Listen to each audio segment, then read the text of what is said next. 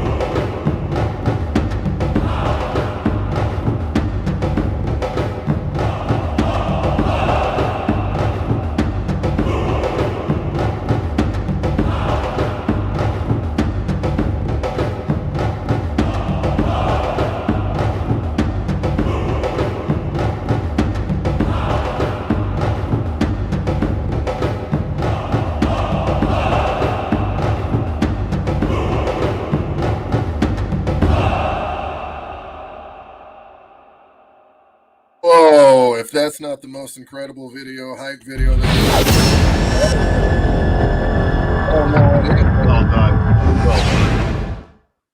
Thank Yeah. you, sir. So, what'd you think of An's artwork there? She's just killing it, like with that artwork right now. Yeah, An's awesome. It's neat to see it with this color, and you've been busy, girl. Been busy since I seen you last. Good job. I learned actually. No doubt. Yeah, just a fun fact.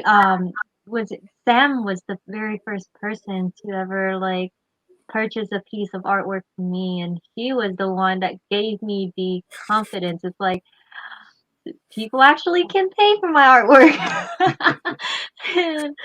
But yeah, I met him on that one day with Mog, and the rest was history. So, and then of course I learned a lot from Sam. Actually, I used to go to a studio, and he would give me tips on anatomies and how to look and plan out my composition. So yeah, he's one of my mentors for sure. It looks fantastic. It looks fantastic. Thank you. So this is incredible. Pulling all you guys together, and Brett is the guy that actually referred me to you. So we got to thank Brett for this whole experience coming right now. Brett is awesome. Deja vu right now for you because you're getting to see Sam. He's the first person that made you a professional artist. I didn't call him the king. I called him the Godfather. Oh, okay, that's true. He did. That's he what did it say Godfather instead of the king. Thank you very much. Thank you. Yo, King, Godfather, either way, it's still royalty, right? We'll take That's awesome.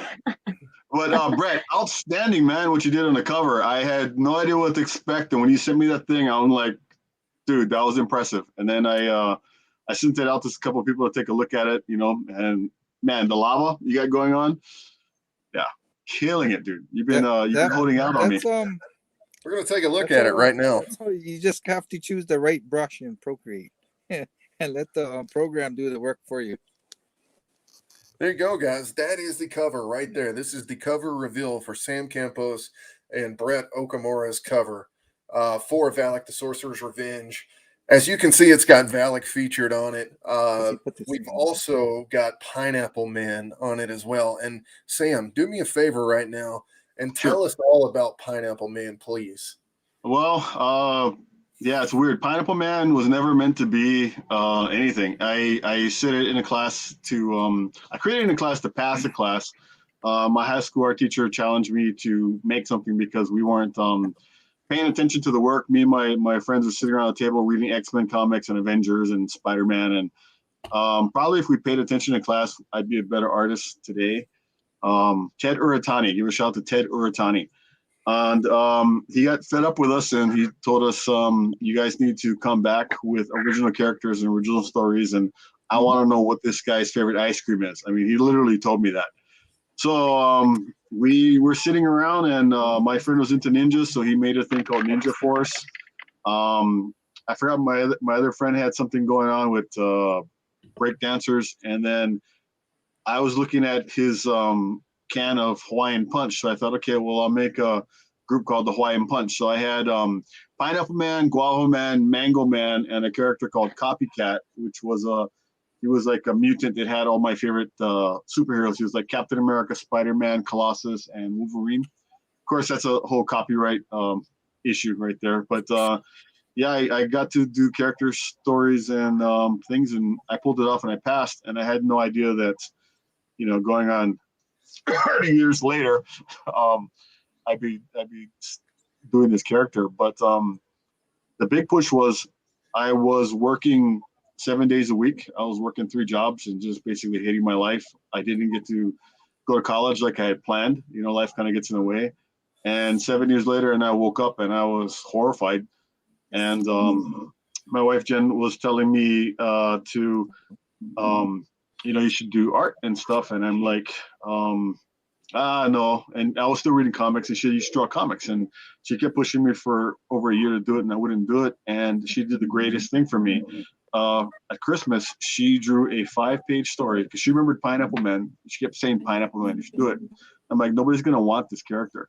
and she did a 5-page story for me with business cards and gave it to me as a Christmas present. Now, I'm sure as a creator, you have different people taking the time to draw your stuff, whether it's fan art or if it's commission. It's kind of a big deal. I mean, it kind of brings it to you in a special way that I wasn't prepared for. That's a big thing right there. A lot of people don't get it, but seeing somebody else draw your character, their interpretations in their head. I mean, Brett, seeing these two actually do what they've done for the interiors, like bringing the character to life. There is nothing more special in the entire world. And guys, I don't know how to describe it. Like, I'm sure if I have a kid one day and my wife gives birth, it's going to be great, but it's nowhere near as cool as seeing these characters come to life on the page from what you're talking about. Sorry to interrupt you, and go ahead, bro. No, it's all good. It's all good. But yeah, I mean, when somebody does it, it's like somebody hands you fan art, or somebody, like Brett. When I met Brett did some stuff for me. Yeah, it just blows me away, and it kind of helps. It kind of helps push you forward. So, I tried out for Marvel, and I had a really good review from Marvel and Image. Extreme Studios were really interested in me, and when I was waiting, I was walking around. I ran into two guys, John Proudstar, who he's a Native American, and he has a comic book team called Tribal Force, all Native Americans. And I also met this other guy named Richard Dominguez. He's the godfather of comics in indie comics. He's like the real deal.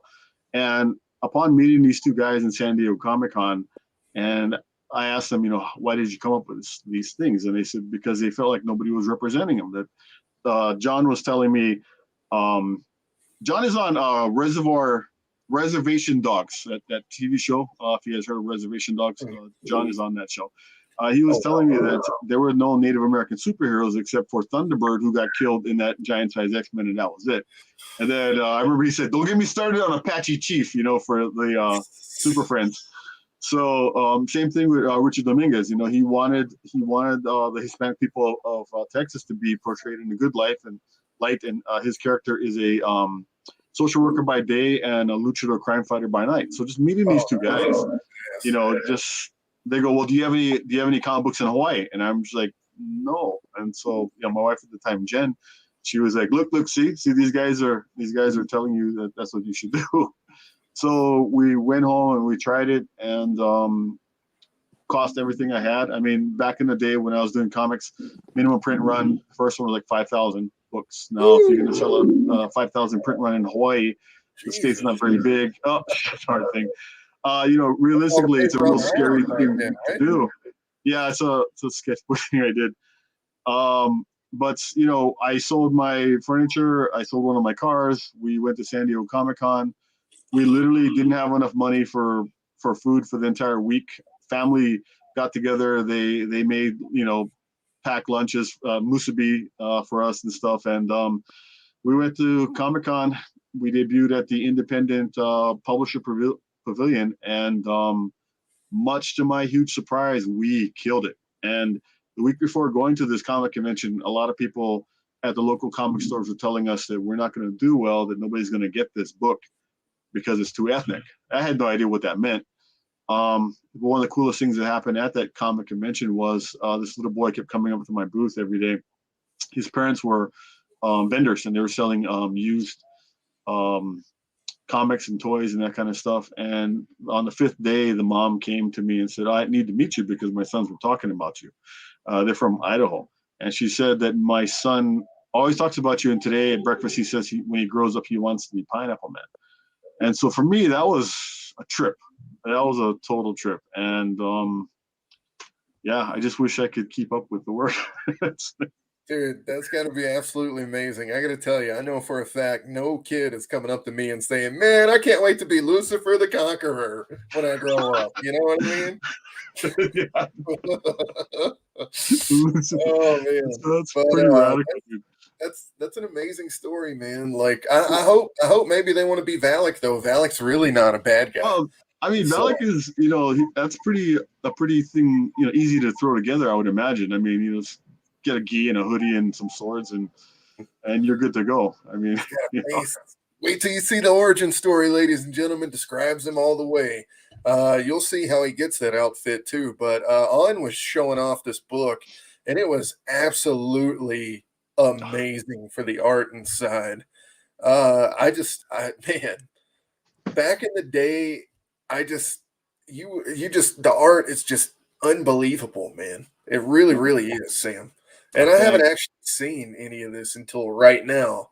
So like I'm kind of geeking out hardcore, guys. I don't know if you guys can tell, but So what's amazing is, so he hasn't seen it. He hasn't seen this stuff that I do, and he hired me anyway. So that's that's the miracle of this whole thing. Thanks to Brett talking me up. You know what's crazy is I actually did. I did check you out. I checked you out all the way through. I always do. I would never not vet a dude.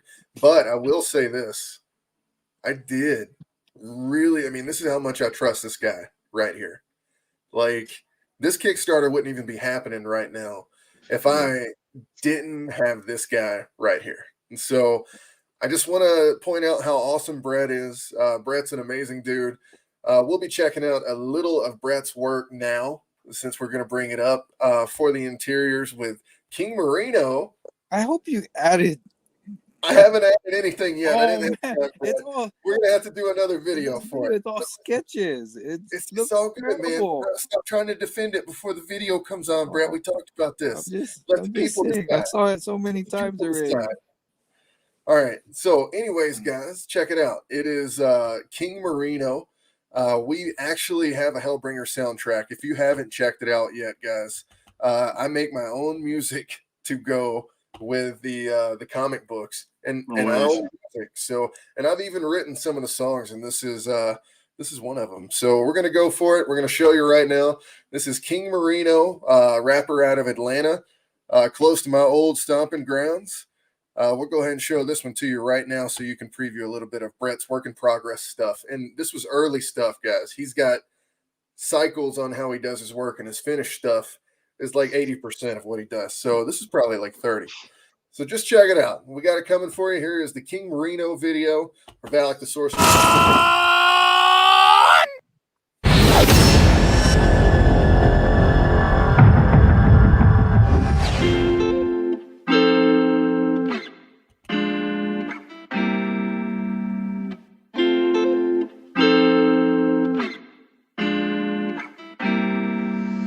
Valak's woman was taken from him by Samoan guards who caught her out there breaking Campos laws, beaten and left for dead. While they took her, he started asking the gods for strength, and they gave him the hookup. He took that power and slayed the gods and got his woman. The only problem was he couldn't control it and slayed his woman. The time passed, then he entered into a tournament against Kimono, the great white shark. He took his soul-sucking powers and came out with the win. The tournament designed to go and find the best of men, the best soldier to recommend to the gods. Power building the soldier to go and do his bidding. Valak talking to the gods. At the top of a volcano, lava rushing. He gets the power, then he start bluffing. And instead of helping Power seize Hawaiian islands, he goes and throws himself into the fire, so he may never hurt another soul. He once bargained for the power, now he letting go. After jumping in the fire, hell the only place to go. He became the sorcerer of all sorcerers, and Lilith's right-hand man, to level Ravana, ready to get revenge on Beelzebub wherever he stand. Where you at, bro? What's up?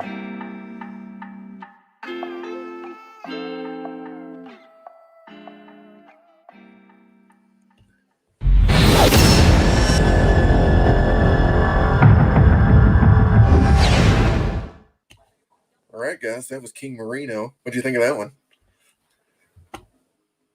Oh, sorry. There we go. What'd you think of that one, guys? Good job, Brett. It's terrible. It's wait till you see his finished stuff that he just sent me tonight. Finished stuff. It's terrible. Oh, this guy. Like, when I see you.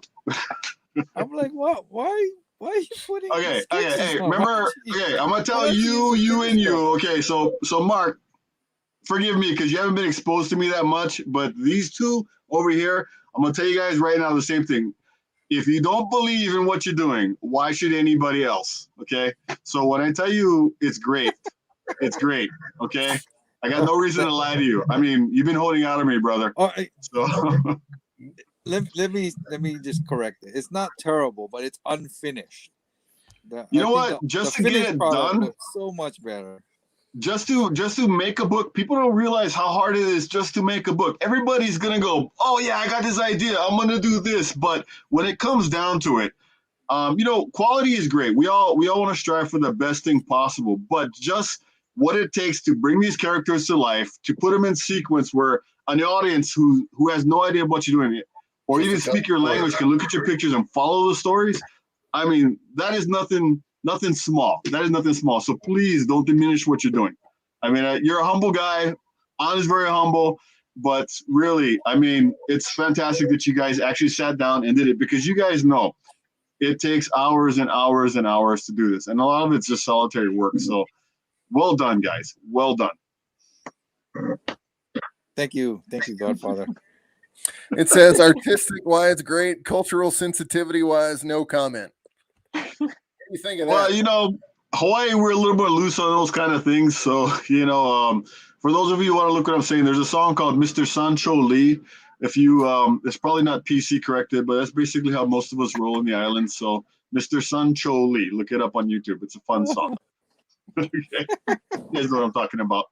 Hey, listen, you want to talk culturally unsensitive? I couldn't even get Brett's name right for a year and a half. So, and he's been trying to get me to do it for up until about 2 weeks ago. I'm just saying, guys. So I'm trying my best here. All right, I'm from Alabama, for God's sake. That's okay. We won't hold it against you. Thanks, Tim. All right, we got another huge video we're going to play real quick for you. This is the new Valak video that we've come out with just tonight, showing all the covers. Here we go, guys. Another hype video, and then we're going to finish this thing off strong for the next 20 minutes talking about Mr. Campos and what he's done with his career. Also, An and Brett are going to push the hell out of this Kickstarter. And if you haven't checked it out yet, guys, check out that link at the bottom of the page. We are running a huge Kickstarter for Valak. It's only got 8 days left. We need all the help we can get. So go out there, back it. It is the next Hellbringers chapter, ladies and gentlemen. And you'll find it on Kickstarter. It's made the projects that they love, and it was the overall #1 project on Kickstarter for 2 days, not just comics. So That's go awesome. check it out. That's awesome. I was pretty excited on that one. It's because these two artists under me, guys, just killing it all the time. This one too.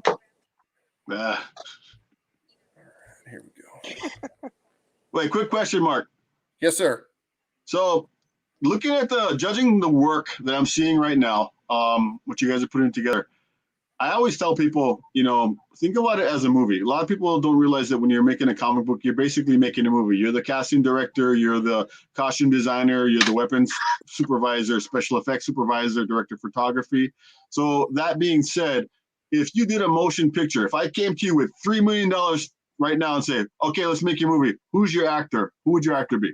You know what's funny, Sam, is you can ask anybody. When I start to do all these introductions, and you can ask Brett, because Brett's going to tell you this right now, but every time I go to make a character, I always give them a voice first. And I always tell young writers, I say, and because I wasn't a writer, man, I was a cover artist before all this. I still am, but now like I'm a writer too. But one of the things that's helped me the most is give a voice to your character first before you even start to write it. Think about who it might be and who might be playing the character before you even have the character written. So for this one right here, it's for Valak. Valak would probably be played by, and you guys are going to absolutely hate this. Hate it. But in my mind, this is just, it's already there. But like, you got to bring it now, man. Like Roman Reigns from WWE, man, or like that's why not? That's my pick. Why not? Why not? Like, why not? I just that's what I saw in my head when we were making the book. And here's the other thing is like we've already got the other like characters casted too. So like Beelzebub, who's kind of like one of the main bad guys, the main bad guy from Hellbringers, The Ties That Bind Us. That would be like Jack Nicholson. You know what I mean? Hellpug's Danny DeVito. Velocicock is like a less misunderstood version of Rocky, with a punch drunk version. You know what I mean? So the little Velociraptor, he comes up to That's cock. You know what I mean? You should do like, I mean, back in the day, Wizard Magazine, they used to have the casting calls. You guys remember that? Yes. You should do that. You should do that. I mean, you never know. I mean, like I always say, just throw it out to the gods and see what happens. You never know. Weirder things have come through, Hey, man, Hellbringers is on the table of somebody. I'm not going to say who, but here's the thing: is we can never talk about it, right? Because it may never happen. So, right. But Genesis Maya comes on here and says, "You guys are all awesome." That makes me. So this is all her fault, by the way. This is all her fault. None of this would have happened if it wasn't for her. So yeah. So my favorite ex-wife, everybody, Genesis Maya. Nice. All right, man. This show just keeps getting better and better as we go, ladies and gentlemen. I'm keeping it real. Love her to death. She's awesome. If it wasn't for her, I wouldn't have done it. And it's nice. It's really important for creative people to have support. Support is huge. Oh, yeah.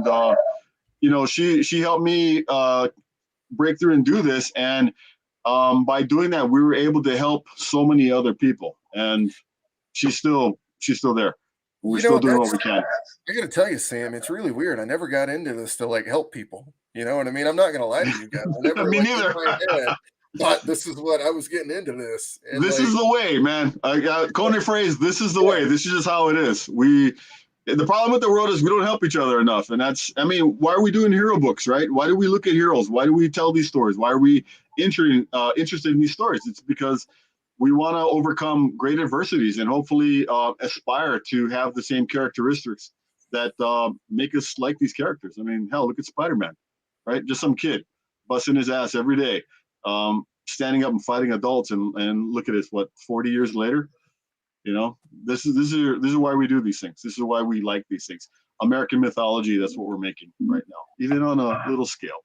This is what we're doing. You work with American mythology? No, we are doing American mythology. I don't know if there's something else, but we're not to the level like say Batman or anything else. But like say, I see what you're saying. That rap song, the rap song you guys are playing earlier, telling the story.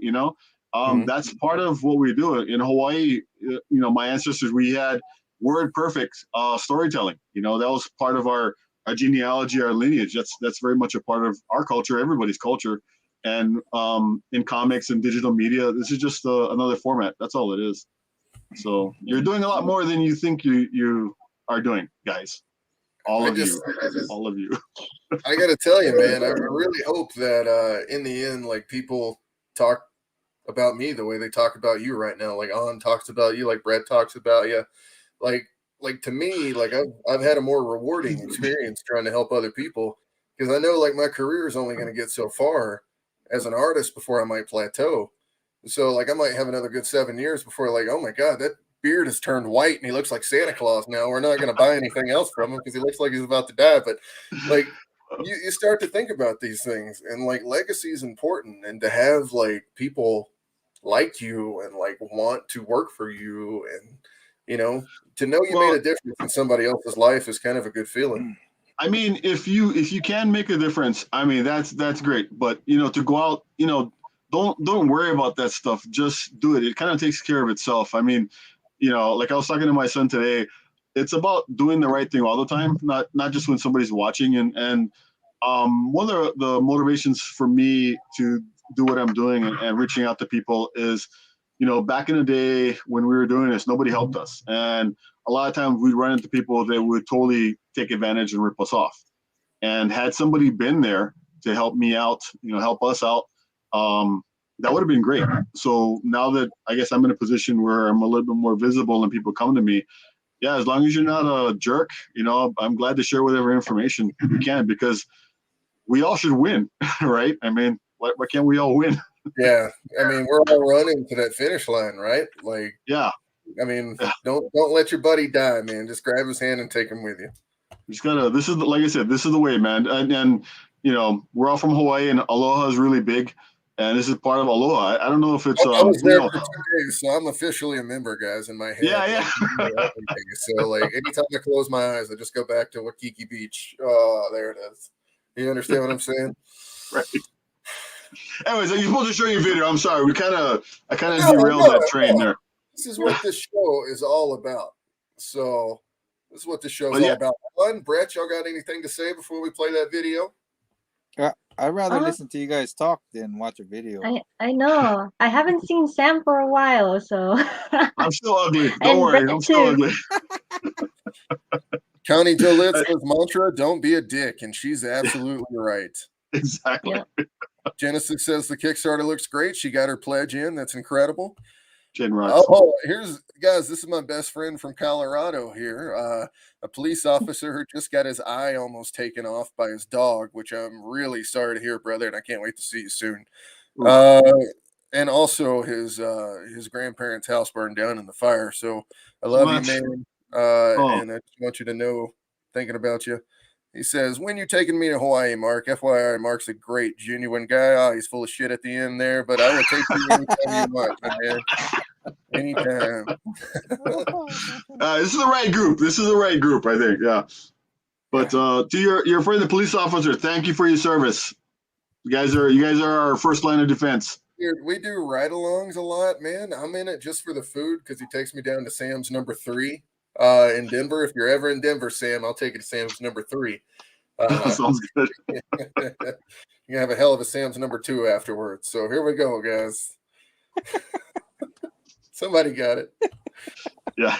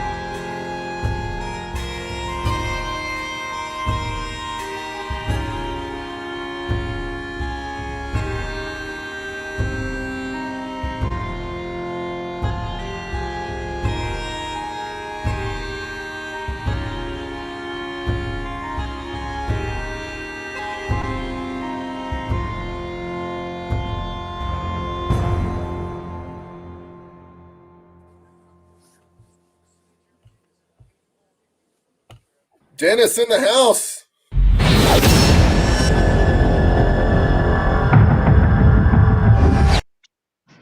Man, Kick ass. Dennis. Kick ass. Did you guys see Dennis's pin up there at the end of that? Yep. Yeah, it's nice. And, Let's show that off real quick. I mean, all Dennis, of if these, you're still watching, you're amazing, brother. Yeah. You didn't show Connie's. Oh I yeah. gotta find it, brother. I don't have the file on here. I gotta pull it up real quick. Yeah. You're fired. Yeah, I gotta find it real quick. Just give me a little bit, guys. I've been working all day. I fed the kid. I shipped some books. Now I'm doing this live show with you guys. I've been standing up all day. All right. This is the first time I got to sit down, folks. And also, thanks for doing this later. I know this is later than you wanted to, but yeah, I appreciate you arranging your schedule, man. Oh, good, man. I can sleep some other week. Who didn't sleep? You guys get to sleep? No. Who gets to sleep? No. Artists like Hey, Sam, sleeping. is that the What's that? same studio that I've been to? I don't know. We moved over a year ago, so it might not be. We're in a bigger place right now, so pretty. Who gets a bigger office during a pandemic? I mean, it must be mental people. I don't know. Dude, that Take looks advantage amazing. of it. You need some space from the guys. We have more room for our toys. More room for our toys. It's a toy storage, yeah. Yeah, it's pretty. It doesn't. You like my COVID mask back there? Yep. Woo. Yeah, all my COVID masks behind me. Yep. You made I them miss all, right? going there. Some of them, the ones in the case I designed and we prototyped out, and then the one over my shoulder here, that's made out of it's made out of trash. It's also my whiskey holder. But yeah, so this is from a comic book idea, like based on Japanese superheroes that I grew up with, and we did this thing called Kamikaze, and so I made some mock-up toys, and then we made helmets. And if you look inside, I don't know if you can see it, but this is a Dora the Explorer floor mat. So I like to make stuff out of rubbish and broken things, and I just put a video up on YouTube about me making Razor Crest for my kids for Christmas. Just recycle, you know. Very cool. Here's the kind of talents we got on the island. So, like in that video with all the covers, show it. It's always amazing to see all the covers because thinking about all the people that are involved in there, it's just amazing. That The variety is great. Great variety. Yeah. Yeah. I'm excited to just have you guys being a part of this, man. Like Valak, like I said, it's all Brett down there. We could just point at that guy all day, you know what I mean? Because he's the one that really brought all this together. He could have done it himself. He didn't need There we go. any character, you know what I mean? I had no idea. Like when we first talked about it and we started this project, I had no idea On was gonna be on it. I didn't know Andy was gonna do a cover. I didn't know John was gonna do a cover. And when I saw it, it just blew my mind. I was like, holy moly, and then I was like, hey, wait, we're missing somebody.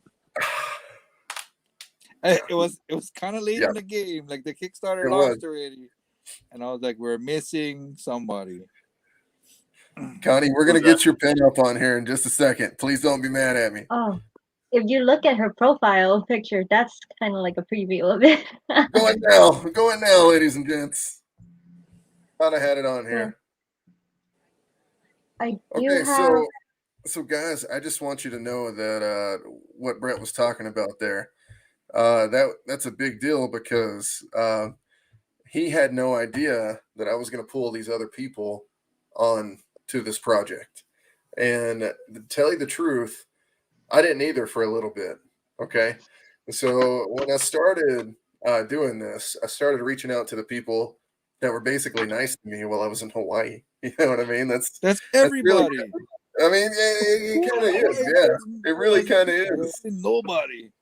I mean, yeah, I haven't met a mean person yet. So Brett, me and Brett have worked together since Hellbringer Set 2 of the card game. And like he's one of those guys that works fast and he works efficient for how fast he works. You know what I mean? So I started to trust him more, and it became a friendship even after that. And then all of a sudden we're doing this book together. And I started thinking to myself, what can I do for this guy for all the shit that he's done for me? You know what I mean? And it really came down to just pull these motherfuckers together, man. Just put them all together. But first, they better be fucking good at what they do, because if not, I'm not making it. Like, and that's really what it came down to. And I know when I told Mark that we're missing somebody, he was like, well, can I see his work? And I was like, just trust me. This guy is the godfather of Hawaii. Oh, God. Me. That's who you're talking. I was like, who are you talking about? That's all you. I was like, We got all this great Hawaii talent here, but Mhm. we're missing the guy that pretty much started comic books here, right? Mhm. That was my thinking. And you were Yo, like, when I know, heard that, "Oh, Sam, when I what's heard the that, I big couldn't be like, like? I'm Is not he gonna be the guy good?" that And I was makes like, this "Just shit try." up. No way. like I tell the other creators, I mean, that's awesome. Who did that? That's Connie. Connie. Wow. Yeah. Wow. That's Hellpug and Lilith, ladies and gentlemen. It's one of the most badass Lilith and Hellpug pinups ever. You She know, absolutely this, killed this. it's got It's elements of original. Lady Death to it, man. Oh, I That's, gotta tell you, I'm a huge Lady Death fan. So growing up with that as an influence my entire life, like Stephen oh, Hughes wow. artwork back in the day, dude, from the Yeah. 90s. I mean, Yeah. you couldn't beat that. You know what I mean? So all that stuff got stuck right here as a 10-year-old. You know what I mean? I think And he came to Hawaii and he got on the bus and he just rode the bus around the island. That's what I think he told me at Comic-Con he did. He just got on the bus and just went anywhere. So I mean, the island's small. Where are you gonna go, right? But I thought that was pretty cool. So, but yeah, The one the time, artwork looks great. Is that the yeah, the one 52 time I Circle wish Island? I was older. No, I wish I was older so I can meet all these people like you did. I Well, missed out. we get to meet you. We get to work with you. So and on you're doing a lot of great work, and there's a lot of girls that are gonna look up to you, and guys, and just people. Like I said, the thing that we do, it's crazy, and just to show up and do it, that's the thing, And as you guys know, this is not the most lucrative field, but you're gonna do it for the money. You're gonna do it because you love it. I mean, you just gotta decide, and you guys are definitely in it to win it. So, bravo. I told Mark I do this for fun. Yeah. I do it Like, for fun too, not by choice. yeah. I mean, I enjoy it. It's it's a lot of work, hard work, but I really enjoy it. I think I'm just doing it to pay for my man cave. I think that's what No. Hey, Sam, if you ever need anything colored traditionally, Connie is great. Connie is so Yes. good. Like I her know that colors name. is I amazing. think I met her. You might at Mark's Garage. Yes. In fact, I'm supposed You to met collaborate her. with her on a piece. Yes, she is fantastic. She is Hands fantastic. down. You will not Yes. be disappointed.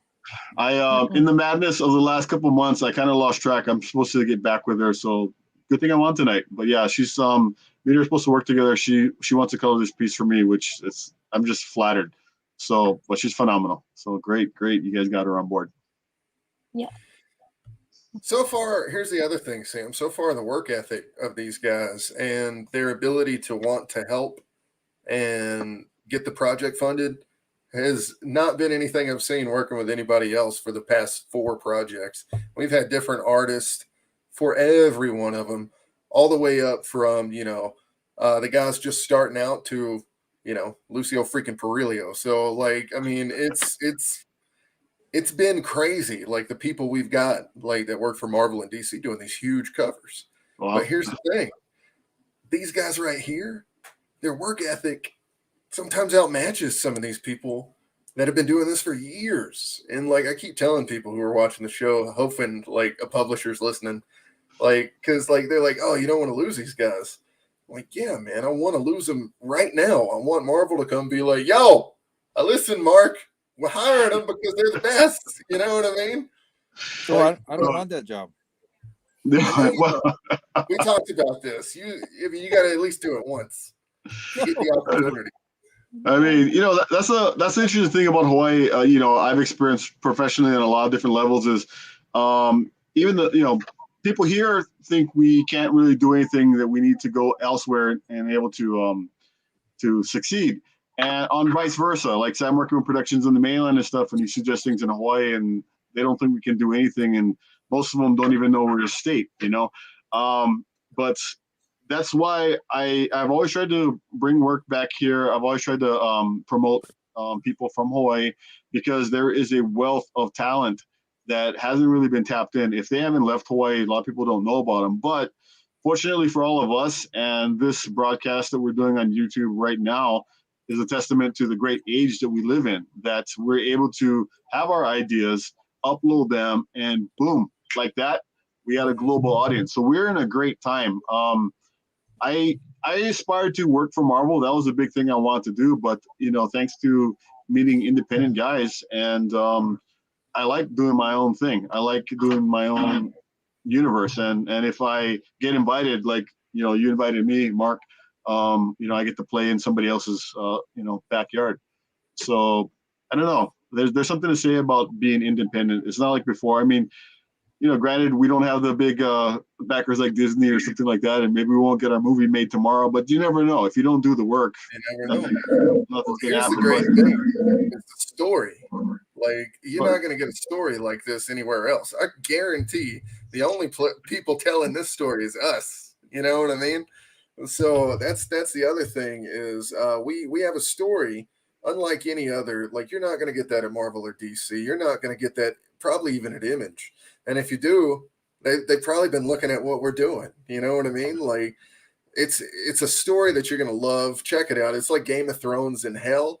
It's an epic fantasy series. So Dawn of the Devil, you saw Lucifer basically take over what is like hell. So all of God's unwanted creatures go to the space basically in between the crust and the mantle, and like he keeps them there. You know what I mean? And then they just start vying for power. And it just gets all fucking crazy, folks, So take a look. I mean, we just launched the trade paperback for the first arc. Speaking of, I'd like to show the cameo video for that if I can. Guys, would you like to see the cameo? Yes. Sure. All right, then. Hello, all you Hellbringers fans out there.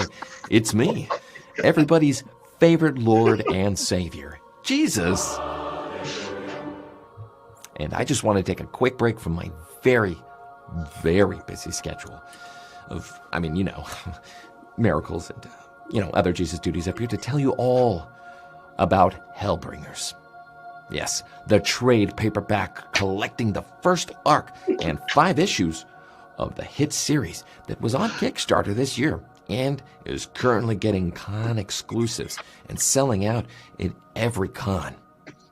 It's glorious. But you don't have to take my word for it.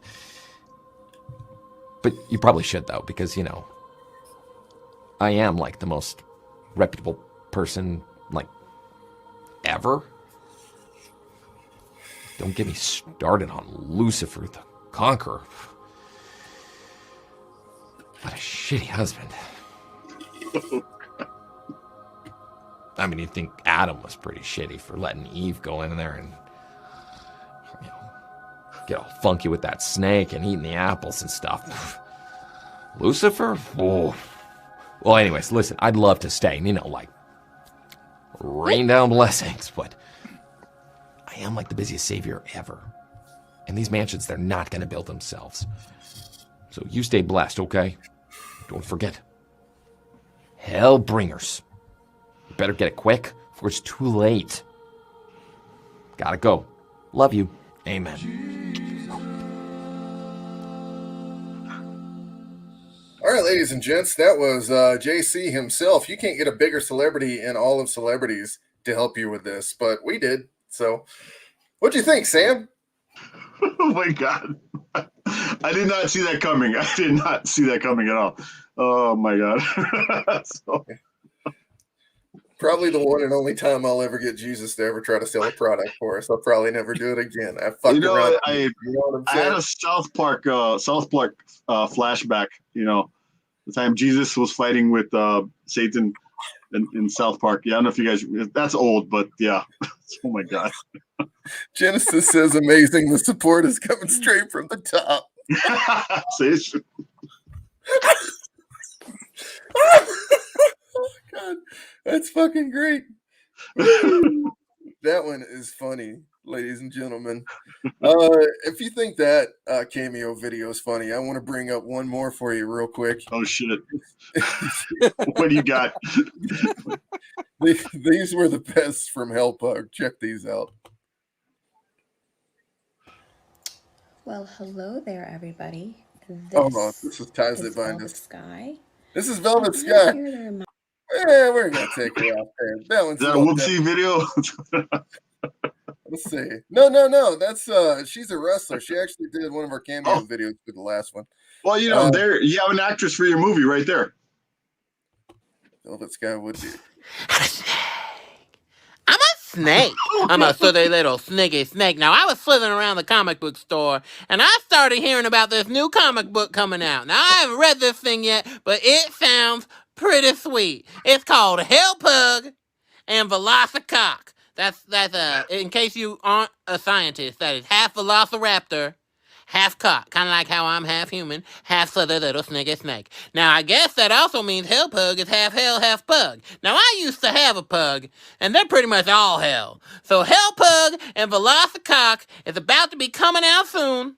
Snatch that thing up and see what that's all about, because it sounds pretty sweet to a silly little sniggy snake. And I know, because I'm a snake. I'm a silly little sniggy snake.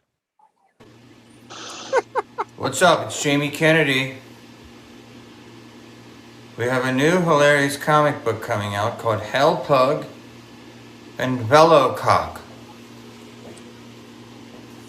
Have you heard about Hell Pug and Velocock? Velocicock? Hell Pug and Velocicock. Come on, this isn't. It's half Velociraptor, half butt plug. I mean, half cock. Hell Pug is Lilith, and she's Lucifer's puppy. He was so fucked up during this. Yeah, I was gonna say he ate the whole bag. This is from Russ, McLean, and Ed. Mark, what the hell? How do you even come up with this shit? Is this real? This is like a fake one. Oh my God. All right, I'll leave it. You can go long and edit it. Because I just wanted you to see that part. Hey, what's up? This is Jamie Kennedy, and I just want to let you know there's this great new comic book called Velociraptor Velocicock. Half Velociraptor, half cock. It's incredible. It's in a limited run right now. It's going to be an NFT. Velocicock. Velociraptor butt plug. It's a lot going on. Ed, Russ, McLean, Mark. Whew. Some of those late night brainstorms. Congratulations. Great book. It's going to be huge. All right, last one was Christopher Daniels. Greetings from California. It's the fallen angel Christopher Daniels. Now, anyone that's followed my career knows that in addition to being a professional wrestler, I'm also a huge comic book fan. Now, usually I'm a Marvel guy, but I'm also very appreciative of the guys out there making their own comics, doing independent comics, doing it themselves. With that in mind, I want to talk to you today about Silent Mayhem Productions. They're the guys behind Hellbringers, the card game, and Hellbringers, Sacred Heart, and Dawn of the Devil. Now, the next chapter in the Hellbringers saga is coming out, and it's called The Ties That Bind Us.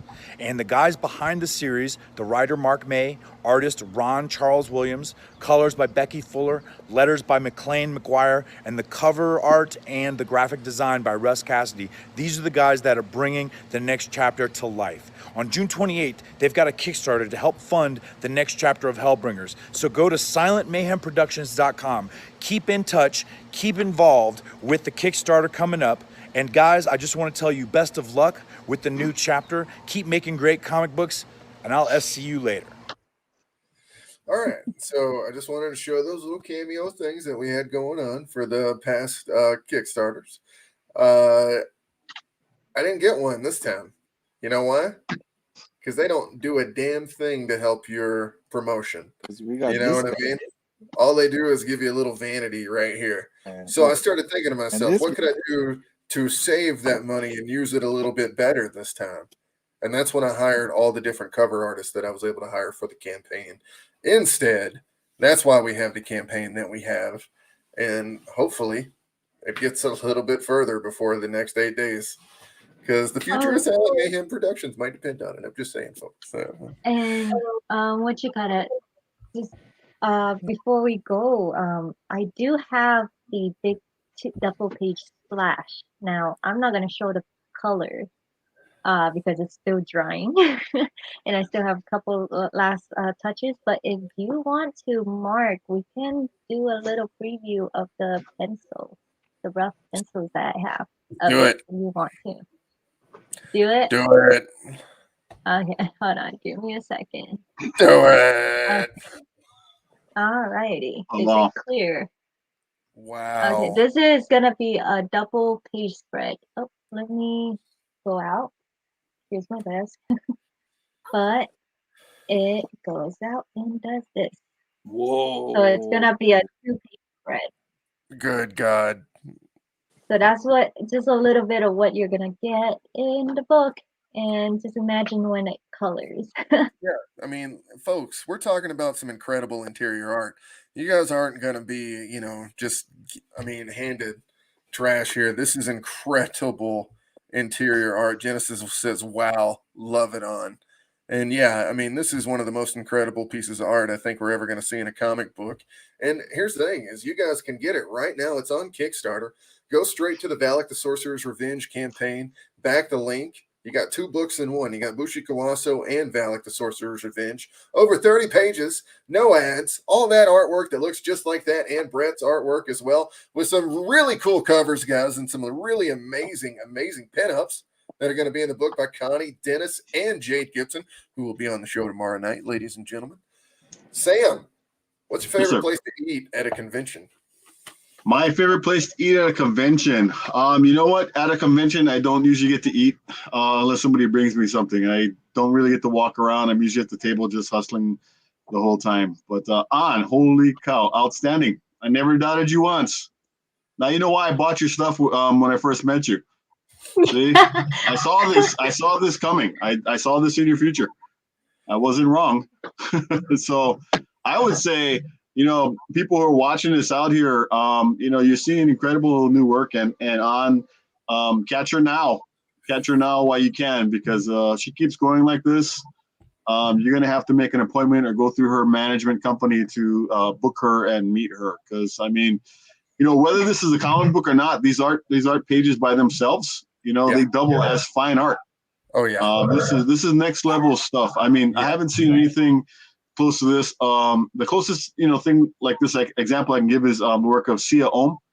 Sia does her own stuff and colors everything like this. This is along those lines. It's getting up there like that. So people who are interested in the Kickstarter, and if these pieces are available, now I'm learning about this Kickstarter as I go along, guys, too. But from what I'm hearing, if this is available, this is something you want to grab, because An is definitely on her way, and she's going to be, she's already worth money now to me.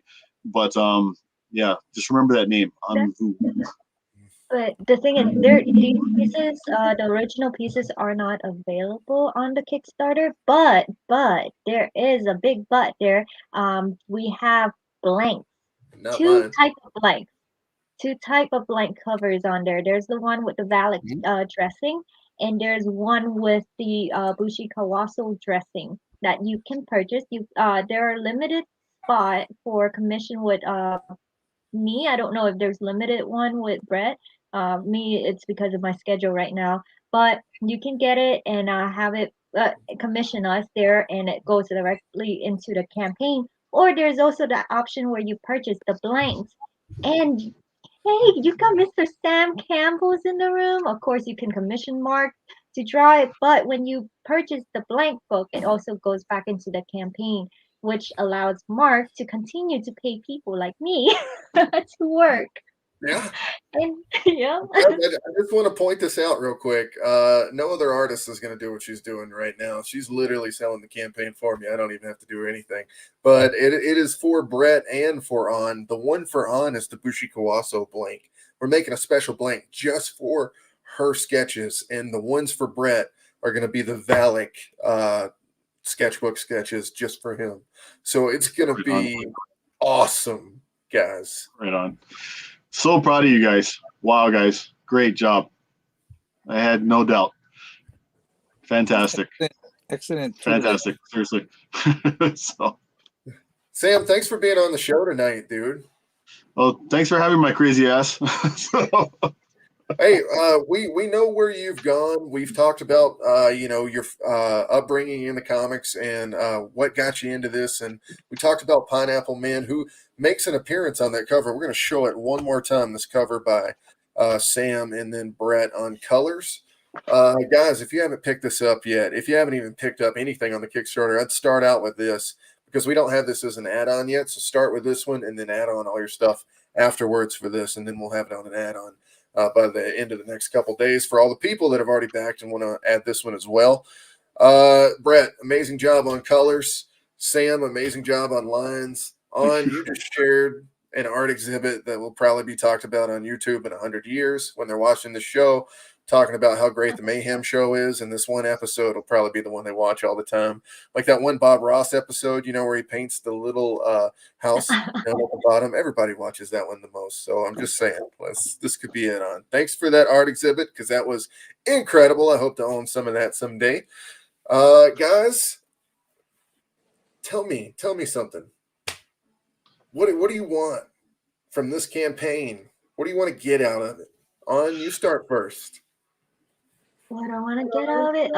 Well, first, when I approached Mark, I say that I wanted to learn, to get experience, because I do have goals in terms of where I want to take my art. So being able to work on a project, given the opportunity to work on a project with a team, that really is the greatest benefit that I can take out of this. So yeah, I'm grateful for the opportunity.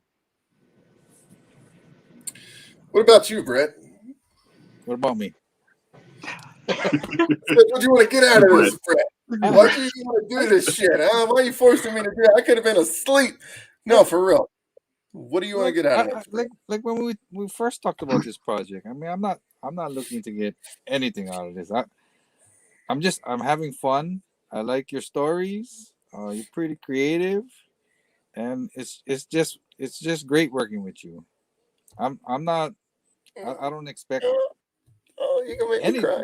Like I don't expect anybody to come calling or, I'm doing it for the love of the. But you're so good. That's the thing that nobody gets. Like, dude, you're, in my opinion, like if he's the Godfather, then you're like the guy that's right under him, like in the ranks. You're the guy that like takes this guy out and then becomes the Godfather yourself. No. Hey, I'm just kidding. I mean, you saw Sam's work when I was flipping through the pages. His stuff is phenomenal. Yeah. It is mind blowing. My stuff does not compare to Sam. I'm not gonna lie. Like when On was showing us this book, like I got to get one of these because this is an incredible freaking display of art in this thing, dude. I think I can hook that up. I got a couple left. I have to double check. They might be all gone already. But yeah, I'll see what I got. Connie and On, and you have them color. Oh, that would be awesome. That'd be gnarly. I'm down. Your colors on both. I mean, they're so good at it. I mean, and On, I actually haven't seen like the finish of what. I mean, that was the first time I've actually seen that. Yeah. Holy shit, man! Like, excuse my French, but Jesus Christ, that was ridiculous. Like, woo. Okay, folks, I'm gonna show you these covers one more time. If you haven't picked up any of these covers on the Kickstarter yet, please go to the Kickstarter. It is the link at the bottom of the page down there. It's called Valak the Sorcerer's Revenge. It made top projects that we love on Kickstarter, which is a huge accomplishment, apparently. But it also made like top project overall for a couple days, not just comics. So go check it out. Kickstarter's trying to tell you that they love it. Maybe you will too. If you like a story that's in a story that's in another story, you know what I mean? Introduces all these different characters. We got like 150 characters, folks. I literally got 150 characters. I created that many. We put them in a card set. We got a lot to work with. This is the introduction of a few characters. So I think they're all on John's cover also, right? Yeah. Yes. I mean, so let's crazy. Let's just show this off real quick, guys. John cover is Jr. crazy. John is the man. John is the man. Absolutely insane. One of the best covers I have ever seen in my entire life. Yes, all the artwork is great. You know, the cool thing about John on this cover is John would message me and ask me about the different scenes and what we wanted to do in them. And we literally set up almost each one of these individual scenes, me and him. And dude, like there was a couple that I didn't even have to, and he went with it because I wanted to let him have creative freedom because of how badass he is. And this right here just proves, I mean, I don't, I'm not gonna lie to you guys. I couldn't do that in 4 months. Like I couldn't do that in 8 months. You know what I mean? And he done it in like 2 months. So Murakami. just And he's if you badass. guys like what you're seeing so far, it really is a worthwhile book to invest in. Just the art, the amount of the variety there is in the art and the story, of course. So it's a great project to back. And if you can't back it, I know the holidays are just over. Like yourself, I may have blown my budgets here and there on people I love, but nonetheless, sharing is caring. Sharing does help to get the words out there so that it gets the book into other people's vision so that it's like if they like it, they back it up. And yeah, like, subscribe, share away. And if you're a comic collector, this is a key issue, folks, because this is the origin story of Valak. This is his first appearance was in Hellbringers: The Ties That Bind Us, but this is going to be like his first like origin story. So full origin story. You get exactly how he got to hell, and then you'll also get Bushi Kawaso, which is Samurai Otter. Guys, it's going to change dramatically when they get to hell. And then Onioka, who is Shiro in the story as well. Guys, that's at least 3 appearances you're going to be getting because there's also a surprise character that will be making a return appearance that is in this book that nobody knows about yet, just me. So I'm telling you right now, check this out. Get this book. It's going to be one of the big ones as far as collecting goes. And I can guarantee you the print run on this book is going to be the lowest one we have done so far for Hellbringers books, period. So the collector's value in these is going to be the rarity, the limited versions, the chromes, the metals, the golds. Go get those because all these artists are just starting out and they're just starting to kick ass. And who knows, the sky's the limit for them. So Was Oh, yeah. yeah, there a gold option in the Kickstarter? there is a gold option. Yes, sir. Oh, I didn't see it. There's the Also, are gold, you the gonna add? chrome. Are you gonna add Sam's to like the? The add-ons. Okay, so it's not gonna be like one of those where you can purchase all the covers. No, so Sam's you are going to have to add on. So the trade files for every one of them, we do have an option to buy all the ones. Sam's you are going to have to add on. So since it was a late cover, since there's only 8 days left, you'll have to go to the add-on option if you've already bought the cover, and if you haven't, just go to the regular rewards section and you'll find it under the $20 covers. And then you can do the chrome, you can do the virgin, or you can do the gold versions through the add-on sections there. And then we'll eventually have this to where you can do an add-on of just a regular cover as well. That's the thing with this is you have to start with a cover and then you have to have the add-on of the chrome sections in the add-on campaign. We did it a little different for this campaign because it seemed like it was a little easier. So guys, check out Sam's cover. It is going It's a to be special amazing cover. in chrome. I It's a think special that cover. book in Chrome is gonna look super It's going to good. look good in chrome. On's is Yeah. going to look good in chrome. Yours is going to look good in chrome. I think Guys, does I John's got a gonna have a mystery Chrome? cover. I got a mystery cover coming out. Just saying. Did you start it yet? I haven't yet. I haven't started on it yet. It's not Super happening. mystery cover, I'm right? still all talking, no work, folks. It says it's in an exciting project. Only 8 days left. Jump on it now. Yeah, folks, you really got to. Usually within, and this is how it's always worked for Kickstarter. And I have mentors who have told me because they're at the top of Kickstarter when it comes to comics. The people that publish me first are still in touch with me. They're still my best friends in this industry, and they're also still the ones that are on top of for Kickstarter. So the reason I bring it up is because they straight tell me all the time, don't run your Kickstarters in December. Don't do it. Because one, Christmas. Even if you start before Christmas, people pull in between just because of the funds at Christmas. Well, here's the thing. We are making a push already. We got $500 today with 8 days left. And it usually takes till day 3 before we start pushing hard again. That's the way Kickstarters work, folks. You always have that lull in between the first few days and the last few days. And so we're getting to that last few day push here. And never have we added a cover with this amount of talent, worth, incredible ambition to make a crossover cover almost between Pineapple Man and Valak. It's an indie extravaganza, folks. So come check it out. Back to Kickstarter. Sam even knows that was the craziest punchline I think I've ever given for a spell ever. Sam, they say if you get in front of me, I could sell you ice. No problem, even if it's melted and on the ground. What do you think? You gotta believe. You have to believe in what you're doing, man. Because if you don't believe or you're not inspired by what you're doing, how are you gonna inspire people to want to go down and take that trip with you? You know, that's what I say all the time, brother. That's what I say all the time. You know what I mean? I mean, hell, if I can have a character named Pineapple Man, I mean, seriously, you know, there's hope for other people, right?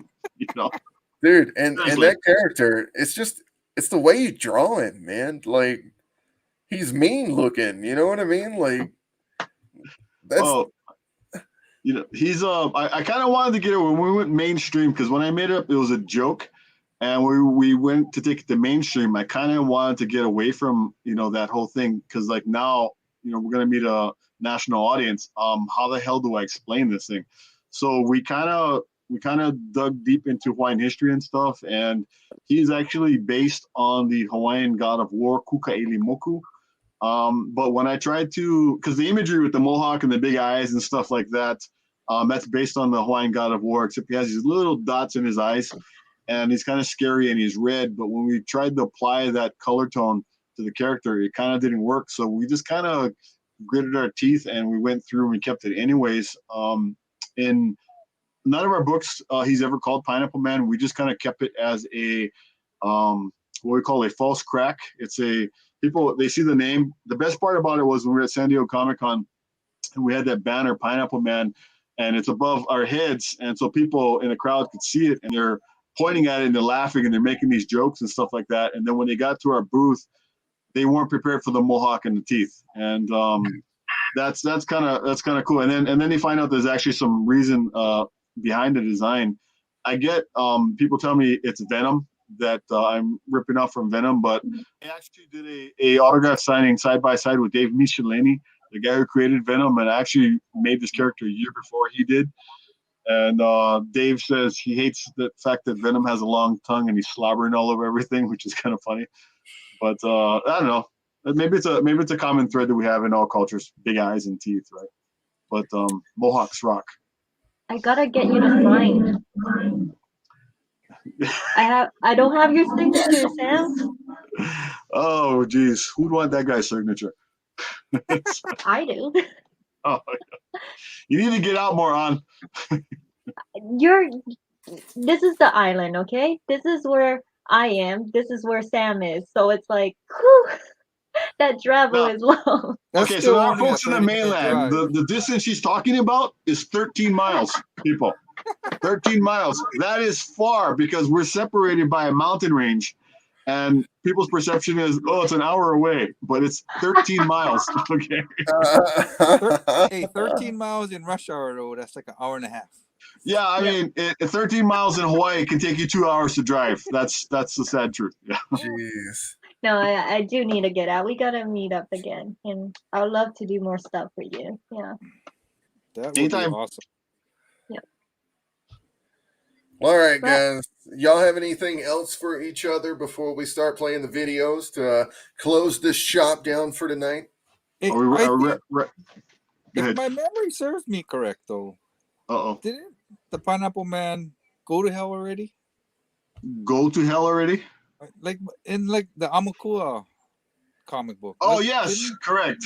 he was in Yes, hell, yes, right? yes. We did a crossover, with the Mana Comics, and yes, he went to hell, and he was the deal was he was basically pretending he was a bad guy in order to beat the real bad guy. So yeah, that's correct. I forgot about that. Sorry, Chris.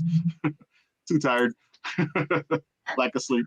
Badass, dude. Yeah, I think was that in the Pineapple Man book or was that in the Amakua? No, that was book? in the Mana Comics. The Mana Comics book. Dude, that is awesome. Like, oh man, that's awesome. I love crossovers. So like, I gotta read this. I gotta read all the Pineapple Man after tonight. Honestly, Good luck finding them. Oh yeah, they're a collector thing now. man, you gotta get me the book that An has. That's just she's showing off like crazy. Yeah, I think I just sold out all my books 2 weeks ago at this Hawaiian culture event we had. So I'm gonna have to double check and see what I got. But I think I sold out the last of what I have right now. So we got a new book that's coming out soon. But yeah, on Pineapple Man keychains, dude. I think I have a bunch of Pineapple Man number 3 or number 4. Oh, okay. Maybe 5. Well, because this guy did this really cool. He inked the center spread for issue number 4. Really cool line work. Nobody's ever inked my stuff except this one guy, and his last name is Okamura. Begins with a B. Who's that? Now he's coloring these fantastic covers. Holy cow! We stayed up all night. Because he had a due date of the next day.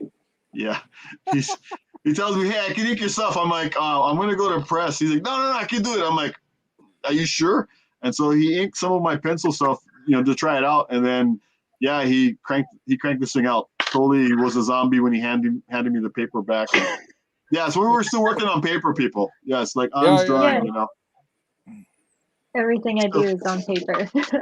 we still got paper. We're still working on paper. A blend of old and new school. I haven't inked on paper in a while. But yeah, Sam, I gotta get your number again because I broke my phone. I got a new phone, so I lost everything. All right, it's 808-976. No, I'm kidding. Sorry. Yeah, but I gotta keep in touch with you. Psychopaths watching this show right now. Well, my poor friends that I invited tonight, because I had no idea what they're doing, and I'm sure they're going, "What the hell did I sign up for?" But thank you for tuning in, anyways. Yeah. I was like sending out all the texting and messaging right before this thing happened when I finally figured out the link was up, and so. There's probably people all over America that are waking up going, "Oh, what the hell is he doing now?" So, but this is also Mark. I mean, you got from what I'm looking at and what you guys are talking about tonight, it sounds like you got a good group of people, and that's a trick of a successful production on any level. It's about the people that you're with. As I found out myself, you can't do everything on your own, and it's all about who you bring to the table, man. And yeah, you guys stick together. I think you guys can pretty much kick anything in the ass. That's just my little opinion. I don't think. Well, first off, thank you, brother. That means a lot, man. And second, I just want to say, and I hope this isn't the last time we work together, because I've really had a good time, man. So I didn't scare you off yet. Oh. No, man, I didn't scare you off yet. Well, like I said, I didn't know what the project was. Brett spoke very highly of you. Once I saw the designs, and like I said, I thought I was going to be drawing this little pug. So I thought, okay, this idea of Pineapple Man with this pug. I'm like, okay. And then he said another character, and I'm like, okay. And when I looked at it, I'm like, oh, ninjas. Okay, that's right up my alley. So I can totally do that. It is right up his alley. Hawaii, we have a lot of ninjas. I still got, that one drawing that you had the temple in the back with the Pineapple Man and the girl and all the ninjas around. Yes, yes. That is an awesome piece. Oh, thank you. You'll have to send me something. But Mark, so what I was saying about, seriously, think about your cast, for your live action thing. Wrestlers, people even with the Rock success, people seem to downplay what these athletes can do. And they're superb. They're the best athletes in the world, and they bring the drama. I mean, the proof is in the pudding. I'm sure there's a lot of people that want to break out, and I bet you if you were to bring this to that guy, a lot of times if you taking things to the next level, when you have I forgot the term, but when you have a letter of intent, I think, behind it saying that somebody's interested in it, it makes you look more bankable. And thanks to all the success with all the Marvel movies recently, my own personal experience talking to studios and stuff like that, they're like, "Oh, do you have a comic book for this?" They want a comic book drawn for it. So if you got the character designs, you got your cast list, you got letters of intent, you got the whole package. All you got to do is just step up and find somebody, and make sure your lawyer's got you covered and all that stuff. And trust me, I'm working on it. I want action figures. The lawyer part, probably not so much. Somebody else is going to own the Hellbringers before the end of it, for sure, man. That's just how shit rolls. You know what I mean? Somebody else will make. Unfortunately, I do. Parade me as the creator. They're like, "Here's Mark May, the creator. We gave him $7 for Hellbringers." You know how it works. Yeah, at least you're doing something, But Exactly. I don't know. I got a good feeling. About what you're doing. And again, I don't really know anything about it other than what we've talked about tonight. So, yeah, you're on your way. You're well on your way, all of you guys. So I appreciate it. Don't forget the little guys. Hey, Sam. Yo. When's the next Pineapple Man book coming out? Oh, yeah. Next Pineapple Man book will be out at Mark's Garage in April. Oh, okay. So I'm going to announce something soon. We're still putting it together. So it might be SamCon too. We're not really sure. Hey, Sam, if you need a variant cover artist, just saying. Oh, okay. Okay. I'm going to have to empty my piggy bank. Not him. And then Brett can color it, right? Not him. Yeah. Not him. Whoa, Brett. Hey, somebody's got to color this cover that I'm going to do, man. I want to color Sam stuff again. That was fun. Oh God, yeah. I still can't believe we pulled it off. I don't believe you had it done in 2 days. That's well, crazy. we were looking at, like I said, Mark was messaging back and forth, and he was telling me it's real short, and Brett was saying it's real short notice, and Mark's like, it's real short notice, and I'm like, yeah, it is, but Mark stepped up to the plate, and that's really rare, and I'm like, okay, this guy's serious, and he's all right. Well, I don't want to let him down, so I bumped some other people off on the side. Sorry, we're probably watching tonight. I was pushing so hard for you. Again, I want to say this too. We're going to get Sam on board, and I wanted to break the news. I want to say this. If it wasn't for that dude down there, yeah, a lot of this wouldn't have happened for a lot of different reasons. So, I love you, Brett. Because Sam's a cool dude. I can tell just from talking to him just tonight. So I can say, I love you too, Brett. I don't even know how to make the heart thing, but yeah. my kid taught me this. Yeah, I don't know. I can't. Yeah, Brett knows. Brett knows. I'll rub his back when he shows up next time. So. and poor An's got to be exposed to us. I mean, what do you think, girl? I mean, what am I not exposed to at this time? And she keeps showing up, and I'm like, why do you come here? Why do you put up with us? I don't get it. I don't know. It's fun over there. Well, the thing is, you can't see it, but I kind of started a thing because of that church that you guys have. So I got my figures. Nice. I got my wall of art, and then I got my figures. Nice. So I got it all going. Wow. That's a Flying Armbar Part 2. Are we doing that? Badass Vampirilla statues. Yeah, right, look at what Sam has. Like, his studio is the playground. Oh, he's frozen. It killed him, ladies and gentlemen. It straight killed him. He's all the way up behind the mountains. Sam, you back? Whoops. Look, I haven't seen a guy froze like that in a long time because he's having such a good time on the show. He doesn't want to go, y'all. He's actually still on the show, not stuck at all. He just doesn't want to get off the show. is what's going on. Sam, you there? Sam. Not working. Anyways, we're going to play a video while we're waiting, ladies and gentlemen. The Hellbringers 2022 hype video. If you're not ready to back Valak, look what we got coming. You got to back this one because it's the first chapter of the second arc, ladies and gentlemen. Let's talk about the second arc.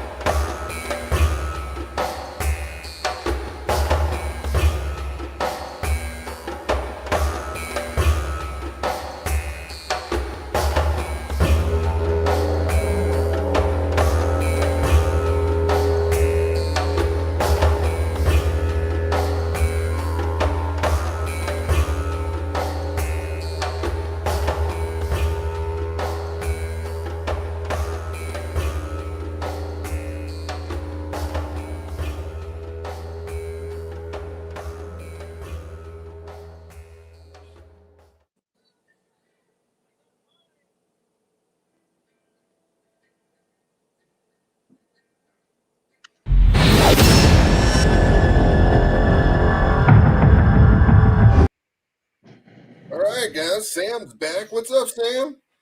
Technical difficulties. Sorry. You guys, we have been rocking the Valak Kickstarter all night tonight. Looks like we've had a couple backers since we started.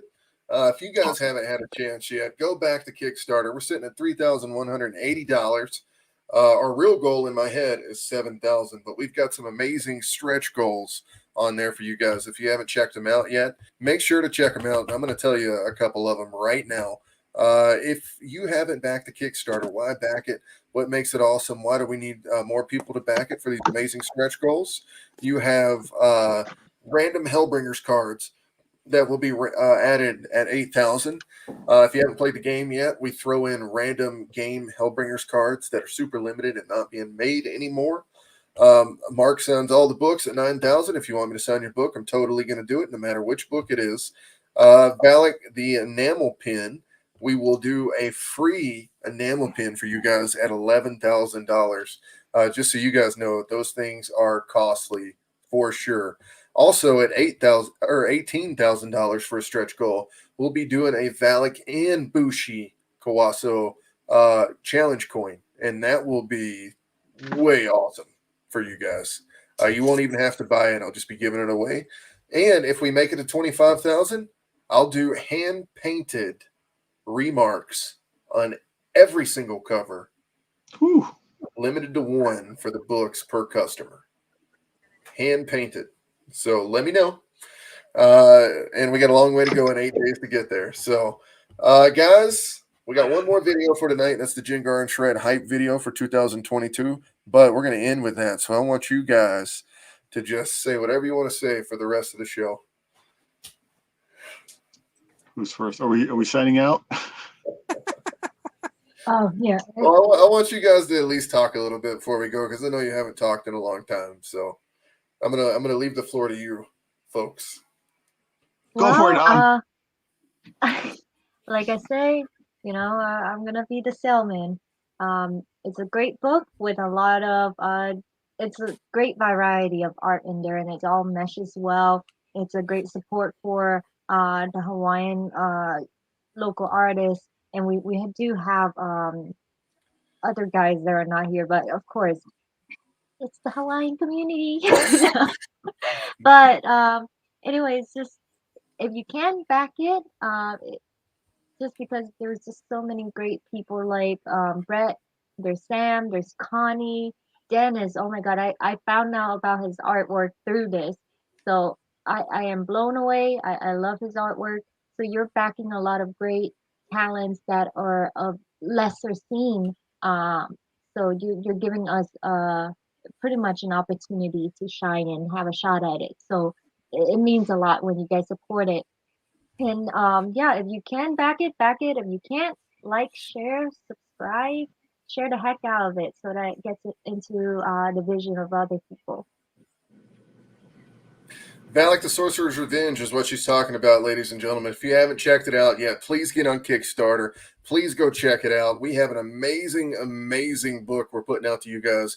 Over 30 ad-free pages, guys, with 2 stories in one book. I would usually make 2 separate comic books out of this much material. We are putting it in one book, and we are not charging you extra for it at all, folks. So if you love comic books, you love indie books, if you love crossover covers, man, we've got some amazing collectibles for you guys. You got to come check it out. Check the link at the bottom of the page. It'll take you right there. Or check the link at the top of the comment section if you're in live video chat right now. You can get there. Or you can message me on Facebook. I'm Mark May. I'm the creator of everything you've been seeing tonight, Hellbringers. Just come check it out, okay? And I promise once you check it out, you'll get hooked. And if anything, you have your local comic book store nearby you that you want to have them stock it up, feel free to let them know, reach out to Mark. It helps out. It helps creators, small-time creators like us get on the shelf too. So that helps a lot if you just talk to your local comic shops nearby you, all over the nation. We've got retailer options all over the place. Come check it out.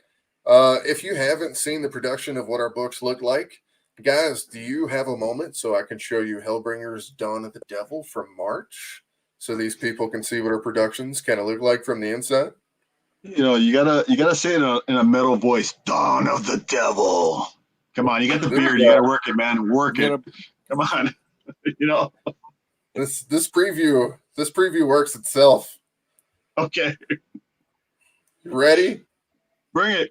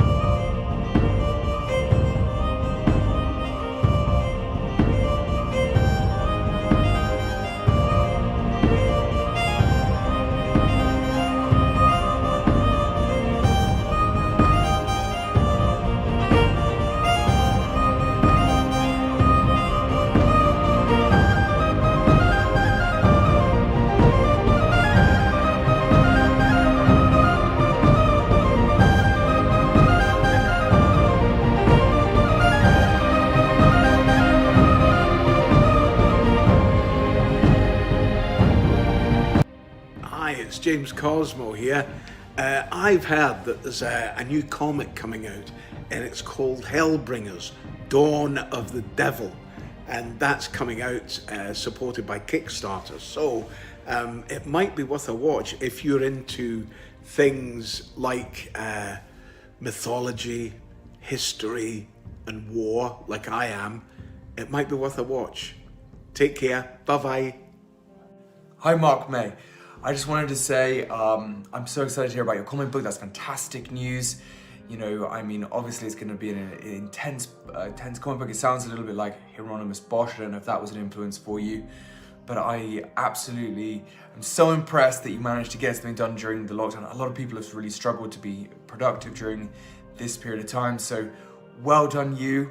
I'm sure it's going to be absolutely brilliant, absolutely beautiful.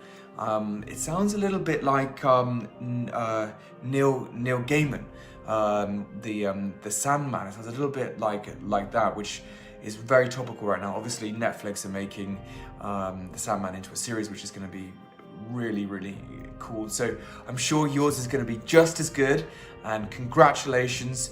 I'm so impressed. I'm so proud of all of your team, like making it happen, getting to work, doing something positive with your time, and it's going to bring a lot of joy to people. You know, people are going to feel really, really good. They're going to feel positive after they've read your comic book, and yeah, great job. Keep it up. I'd love to read a copy myself. You know, you can always message me on Instagram. I've taken a week off just to like reset. Sometimes Instagram could be totally and utterly all-consuming. So I've taken a week off, but in a week or so I'll see it, and I'd love to see some stuff on the internet about Hellbringer. So go for it, and congratulations, and I'm so impressed, and thank you so much for booking this. The money is going to charity, it is going to help people, so fantastic. All right, good. Happy 2021, and thank you so much again. Okay.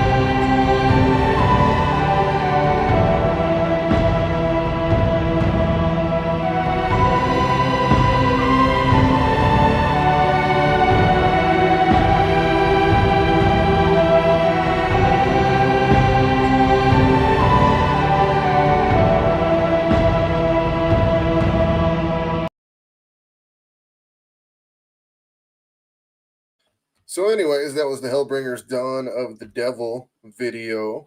What'd you think of that one, Sam? I think you're well on your way, man. Wow. Very cool. Thank you, brother. We just Very put cool. that Kickstarter link in the comments for you guys. And we had a couple people ask, so there you go, guys. The Valet Kickstarter is running right now. We've already played the videos for that one. We've got one more video to play for 2022 hype video. It's going to be the Kickstarter that comes directly after this Kickstarter. The reason we want to show you that, because you got to pick this Kickstarter book up because it goes with the next one. And this is the first book of the second arc. So if you guys are still looking for the trade paperback of the last 5 issues, make sure to message me. We can get you taken care of. It is past that time for Kickstarter, and they are printing this week. So if we need to print some more for you guys, just let me know, and we'll get you caught up for this Valet Kickstarter. Guys, anything else you want to talk about? This y'all chance. Isn't the trade on the Kickstarter also? I think the trade might be on the Kickstarter right now too. I think the trade I got is it on the Kickstarter. It is. Okay, Yeah. it is. So, guys, you can actually pick up the trade on the Kickstarter right now. If you haven't checked out those those issues that you just saw, that Dawn of the Devil issue, it's on there, folks. Hellbringers, The Ties That Bind Us is in it. And we're going to show you that video right now since Brett brings it up. This video is totally in correlation with what we're doing right now. So I can't wait to show it off because it has Hellbringers, The Ties That Bind Us by... Goodness, Eric Castiglia. Eric Castiglia did this song and I wrote it. And it is one of my favorite things to show you. We're going to show you right now.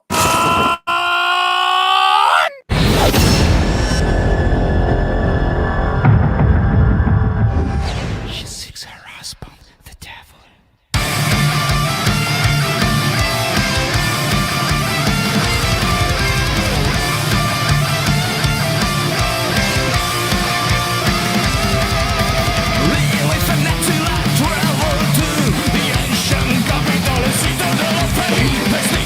Through the book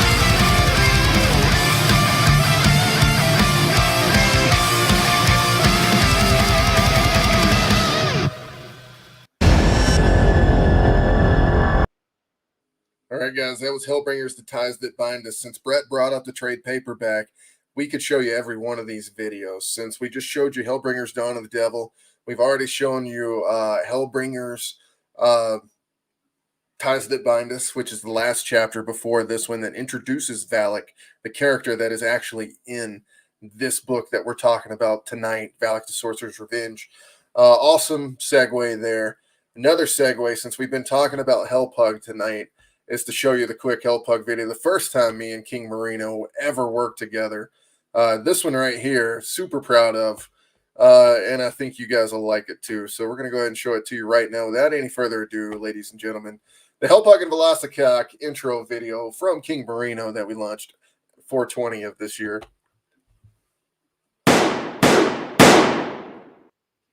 Well, who's the big bad boss? I'm the big bad boss. And my name is Hellpug. Talk a lot of shit when I walk. I just walk around with a bad mood. My attitude, that's bad too. If the queen said, I'ma bust a move. If you cross her, I'ma bust you too. Lilith said I gotta go away to find a husband and my daddy, yeah. On a special mission, I complete the mission, always ready for a battle, eh? Find Lucifer, then bring him back. Think I gotta jump on where he hiding at. But first I gotta move the queen to a safer place where ain't nobody riot at. That's a 10-4, buddy, roger that. About to hit the city, I'll be right back. Yeah, the city of Los Angeles to a castle town where nobody at. Hold up, what is this that I see? A Velocicock, half raptor, half cop. Run up on them with them things cop. And around in the chamber that bang cop. Oh, now this getting crazy. Somebody else done appeared. And it look like it's a rhinoceros rex. Me and Velocicock, we have a threat. And my God, there's another now, we have a mess. And this one's an elephantitis. Me and Velocicock must be united. Kapow, kaplooey, we fighting. We striking them quicker than lightning. It's history, put it in writing. What you think of that one? Oh, hold on. Boom, boom. What you think of that one, guys? That was fun. Yeah. That was fun. Right? Hellpug's a good book. It's a comedy. I wrote a comedy right there because we had to have a little separation in between what was so damn like just serious in between Dawn of the Devil and Hellbringers the Sacred Heart. Brett, I know you got to get going, brother. So you tell everybody where they can find you, and we're gonna get you off here, brother. You can find me on Facebook. It's Brett Okamura, or Instagram, Brett Jaws 808, and that's the only two I really. I don't do Instagram very much. Mostly Facebook. Ladies and gentlemen, my interior artist for Valak. You can find him on Facebook. You can find him on Instagram. Check him out. If anybody's listening and wants to hire the guy, he is an incredible professional, and that matters almost more than anything. So even talent, guys. But that's Brett. It's gotta be a fun project. It's got to be fun, guys. If he doesn't like your project, he's going to tell you no. He's big not fun. a fun project. I don't know. He might tell you to go to hell straight up. Full-time job. I work probably it's like 60 hours a week, 60 to 70 hours a week. So yeah, if it's not a fun job, I'm probably gonna pass on it. Which is a good call because honestly, we all should pass on jobs that aren't fun in our field. There's a reason. I really don't need the money. I'm not in it for the money. I'm in it because I like to, it's fun for me, and I took a really long break from drawing, and I just last 4 or 5 years got back into it, and it brings me joy. Well, you know what brings me joy is working with you, brother, and I'm happy that you were able to come on the show with us twice tonight. So, but you got tons of exposure all over the world, from the East Coast where we just were, and then here too. Like I think it wasn't the first Aloha Comic Con, but I think it was the second one, the one Jim Lee was there, and like I haven't seen Sam for a really long time between those two times. And just seeing Sam and reconnecting with all these guys and was just one. It was great. And through Sam, I met other guys like DJ and so many guys. just through Sam. I mean, it's the art community we have here is great. It's so, and everyone is so we don't put each other down. We lift each other up, and I think this is wonderful. Well, I got to tell you, I really hope I can move out there someday and be part of that, because Colorado is not the same way. So, I like expensive out here, dude. I mean, I know. I'll just live on the beach. I'll live on the beach. You guys can come hang out with me some days. Like, I really wanted to go and stream from the beach. You know, like how Steve did that one day with picture in the back. I wanted to make you jealous because it's probably snowing up there, right? Yeah, we're. I mean, we were on fire the day before, and now we're snow. So I mean, take your pick, guys. You could either freeze to death or burn to death. So, oh God, it's a shitty state right now, folks. It is a shitty state right now. Oh, it's pretty cold here too. I think we had a low of like 68 or something like that. It was raining hard. Wow. Oh yeah, we got some choke rain this weekend. I was supposed to go camping and we canceled. And man, that was the best decision ever, because it rained like stupid rain this weekend. Jeez. We're getting storms pretty much this whole entire this past weekend and this whole week. It's actually storming. So yeah. Well, guys, does anybody else need to leave with Brett? This is your opportunity to hop out before we start playing a couple more videos. Yeah, I gotta get going. Sorry, guys. I work at 4:30 in the morning, and I still haven't eaten dinner or taken a bath yet. So, in that order. I'm hungry. I'm turning angry. Pretty soon I'm gonna start yelling at you. You're angry. I'm hungry. Dude, I work you too hard, man. I got you on all these damn shows. All right, Brett. Thanks, bro. Hey, Brett. This is my dinner tonight. I don't know if you can see this. This is what I'm having for dinner tonight. Yeah. Is that beef jerky? Lihi Oh, no, Lihi Mui. I just have my water. You gotta put in your whiskey. Oh, that's true, right? That's right. That's what I tequila. do. You put tequila. Put Lihi Mui and everything. That's how me and Brett, man. You guys have a good night. Love you guys. Good night, Hey, brother. Good job. All right. Oh, dang. I'm sorry to cut you off. What was that last part, Brett? Oh, I don't know what I think I told Sam you too. You did a great job on that cover. I mean, oh God, 2 yeah. days, that's incredible. Oh yeah. Well, who needs to sleep, right? And but yeah, brother. Seriously, the coloring job. Yeah, I showed it to the guys, Mark and Art over here, and yeah, they were like, he did it in one day. I go, yeah, he's mental like us. But the one thing I especially love about that cover, and we didn't talk about this at all, right? I just sent it to you. I love that you picked up on the eye and the illumination of it and the lighting on top of the hood. I love that. I didn't have to tell you about it, and you just knew exactly what to do. So that's awesome. That's awesome. Yeah, I think we work real well together. Every time. We should Every do it time. again. Yeah, you guys were a badass tag team If on you need this a one. You colorist, should totally man, do let it me know. again. All Yo, right, Sam, definitely. he's got my vote to work with you again. I've been told I got the eye, so I'm just saying. Sam. All right, guys. Good night. Night, brother. Good night. Love you guys.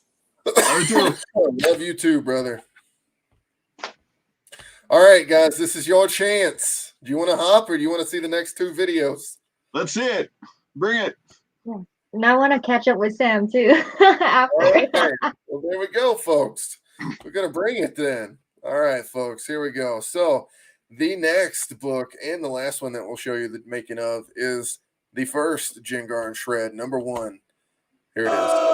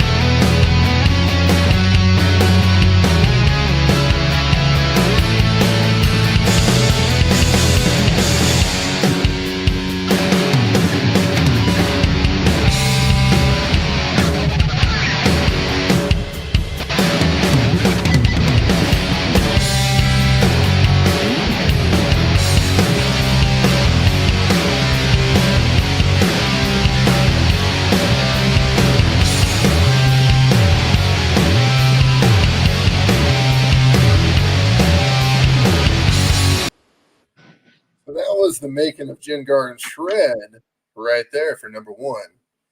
Now, what comes after this Kickstarter? These next 8 days, we are pushing all Valak. All Valak. And then comes Jengar and Shred number 2 after Valak. But first, you need that first chapter of the second arc, aka this one, Valak the Sorcerer's Revenge, and Bushi Kawaso. Here comes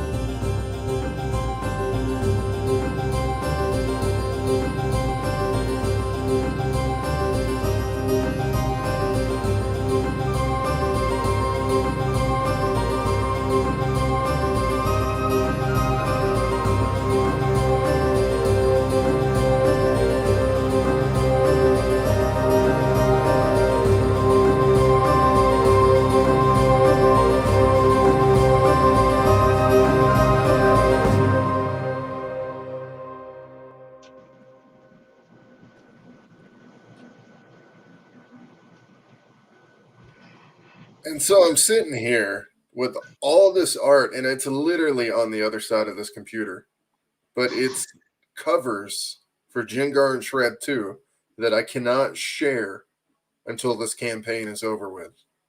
And let me tell you something. The worst thing in the world as a publisher is to sit on art that you want to share. Like, On gave me that cover, I believe it was 2 weeks before I was able to share it for her cover and for Bushi Kawaso. And you don't understand the feeling of sitting on a great piece of artwork and not being able to share it. It's like being a little kid, knowing your little brother or sister did something and going to tell your mom. Like, you're not going to hold that in. You know what I mean? Like it's just a horrible, horrible feeling, man. But God, these covers are beautiful, and I can't wait to show them to you. And Jengar and Shred, 2 of my favorite characters in the Hellbringer series. I've said it over and over and over, guys. Jengar plays a major role in this story. Like, do not discount her. Do not think Lilith is the end-all, be-all. That's all I'm saying, guys. All I'm saying. I know the story is really intricate when it comes to all the different patterns and all these people interacting with each other to see who's gaining power, who's going to get that ultimate prize at the end, and to see if they're going to reunite the Unholy Trinity or if the Unholy Trinity is going to take each other out. Like, it's going to be some crazy shit to look at. And there's different other factions coming in as well. It's not just these 3 factions anymore. Like, if you've played the card game, you know what's coming. just crazy shit piled on top of crazy shit piled on top of crazy shit. And it doesn't go away. It just keeps getting crazier. Like God's unwanted creatures are in this zone. Like in this zone, they just don't go away. Like, you got to check out the book. You got to give it a chance. We got one more chapter to show you for the Hellbringers trade paperback. It's the Hellbringers, the Sacred Heart. And we're just going to show you the what would have been the making of. We're going to do like a voice acting thing for the comic. So we'll put it on YouTube, show the pages. I'll read off the voice like, oh, I'm Lucifer, la, la, la. You know what I mean? Like, but no, like we're going to have actually good voice acting for it. But we'll show you a little preview video for that right now. It's coming. We don't know when it's coming, but it's going to be coming. So let's pull this video up and show you what the Sacred Heart was kind of all about.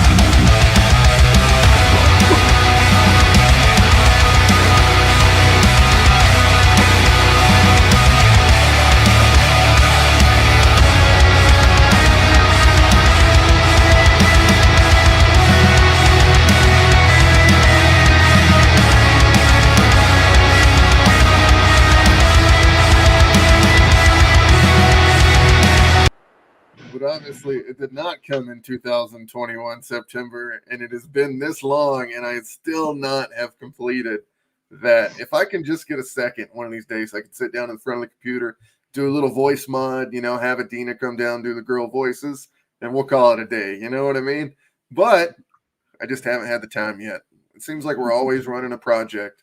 People keep telling me to slow down because, it's unheard of what we did last year. Like, we're not supposed to do 7 Kickstarters, much less 6 or 5, or even 4, most guys, So I know this year is not going to be as strong as it was last year as far as how many Kickstarters we run. But damn, we're going to have at least 3 done by April, May. So crazy year so far. I'm honored that you're going to be part of our amazing success run this year that we're going to be having at Silent Mayhem Productions and Hellbringers, and all the cool opportunities you got coming. This is your opportunity to ask Sam anything you want. Pretty much. Can I get your number? We gotta get together. No, all kidding aside, what's going on with you? I know you mentioned with in April you're gonna have the next issue of Pineapple Man that's gonna be at Mark's Garage, right? What other projects can we look forward to? Oh, okay. I have a lot of things happening all at once, as always. It's like say for tonight I'm doing this thing. Mark rearranged the schedule so I could be here to talk, and as soon as I get off with you guys, I'm formatting a bunch of images that I'm sending to the University of Tennessee. They're doing a comic book art exhibit, and they're featuring me and a couple other people from Hawaii. I think Murakami is John Murakami is part of that also. So I gotta get that ready, and then we're gonna hopefully wrap it up and FedEx that out tomorrow. I got other couple projects that I'm designing stuff for that's going off to be fabricated right now. Just always something. The book that I'm printing for the April 4th event, that's something I've drawn like almost 2 years ago. We're finally gonna press it. I got a couple other pages I have to finish up, and I decided to add on to the thing. So Jen is waiting for me to finish that so we can scan it and she can letter it and we can get that thing out. But yeah, April we're gonna have a month-long thing over at Mark's Garage, and we're still ironing it out. So I'm gonna try to make something gnarly for them. So I don't know. As I get more information, I'll let you know for sure, and we'll get down there. And if you need help, I'm down to collab because it's just fun. I just remember every time visiting your studio and just working, it's just fun over there. And it's part of what makes me like, I think about it actually every time I get into a rut. And I think about how it was back there and just an environment where you enjoy and learn. So it's like it helped me out a lot too. What you're doing for the community. But yeah, it's like, and for those who are not on the island, where can they find your work? Where can they, or how can they get their hands on your books or any original arts that you have? Well, right now, I think I'm completely sold out of all my books as of like 2 weeks ago. So unless somebody has some backstop, I know Choice Comics actually has a bunch of stuff. I know Charlie over at Other Realms has been bugging me. Sorry, Charlie, I gotta get some more books to you, but I know Choice Comics, they have quite a collection, and Sano Evil over at Idea Books and Music, he might have a few books of mine. Other than that, unless you can find it on eBay, I'm out right now. Yep. So cool, just cool. Yep, it's good to be sold out. So yeah, and then how else do people find you for to get anything done, to get work done? Well, I'm only on Instagram now. That's how Mark found me. I kind of got off of a lot of social media stuff, which has been good. Gives me some peace of mind. I can kind of focus on all the different things. I post some stuff on Instagram. Every now and then I'll kick out a random video on YouTube just for fun. But I'm around. My website's always up. You can, if you need to find me, if anybody needs to find me, just Google Pineapple Man or go to the Kawasaki. Shout out to the people, Hawaiian Comic Book Alliance. The Hawaiian Comic Book Alliance is inactive right now, but the website is still up. We were talking earlier about the variety of styles, that Mark has, with the covers and stuff. And in Hawaii, we got a wide variety of styles. And in the Alliance, you can go over there and click on and look through people's, for sure. And see, what you like. And you can contact any of the artists there.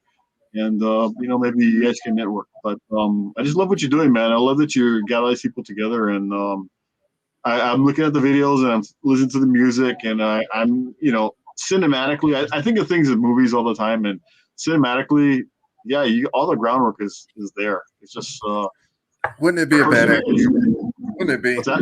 Like, in my head, that's all I've been sitting here thinking about too, is how badass of a movie could we make this? And I try to think everything like cinematography, like cinematic approach. Like I want to see it as a movie before we put it down as a comic book. I mean, you can ask these guys. Like usually I'll give thumbs. Some people I don't have to. On, I kind of let her go with her creativity for what she was doing style wise, because we don't see what she is doing in this book style wise very often. You know what I mean?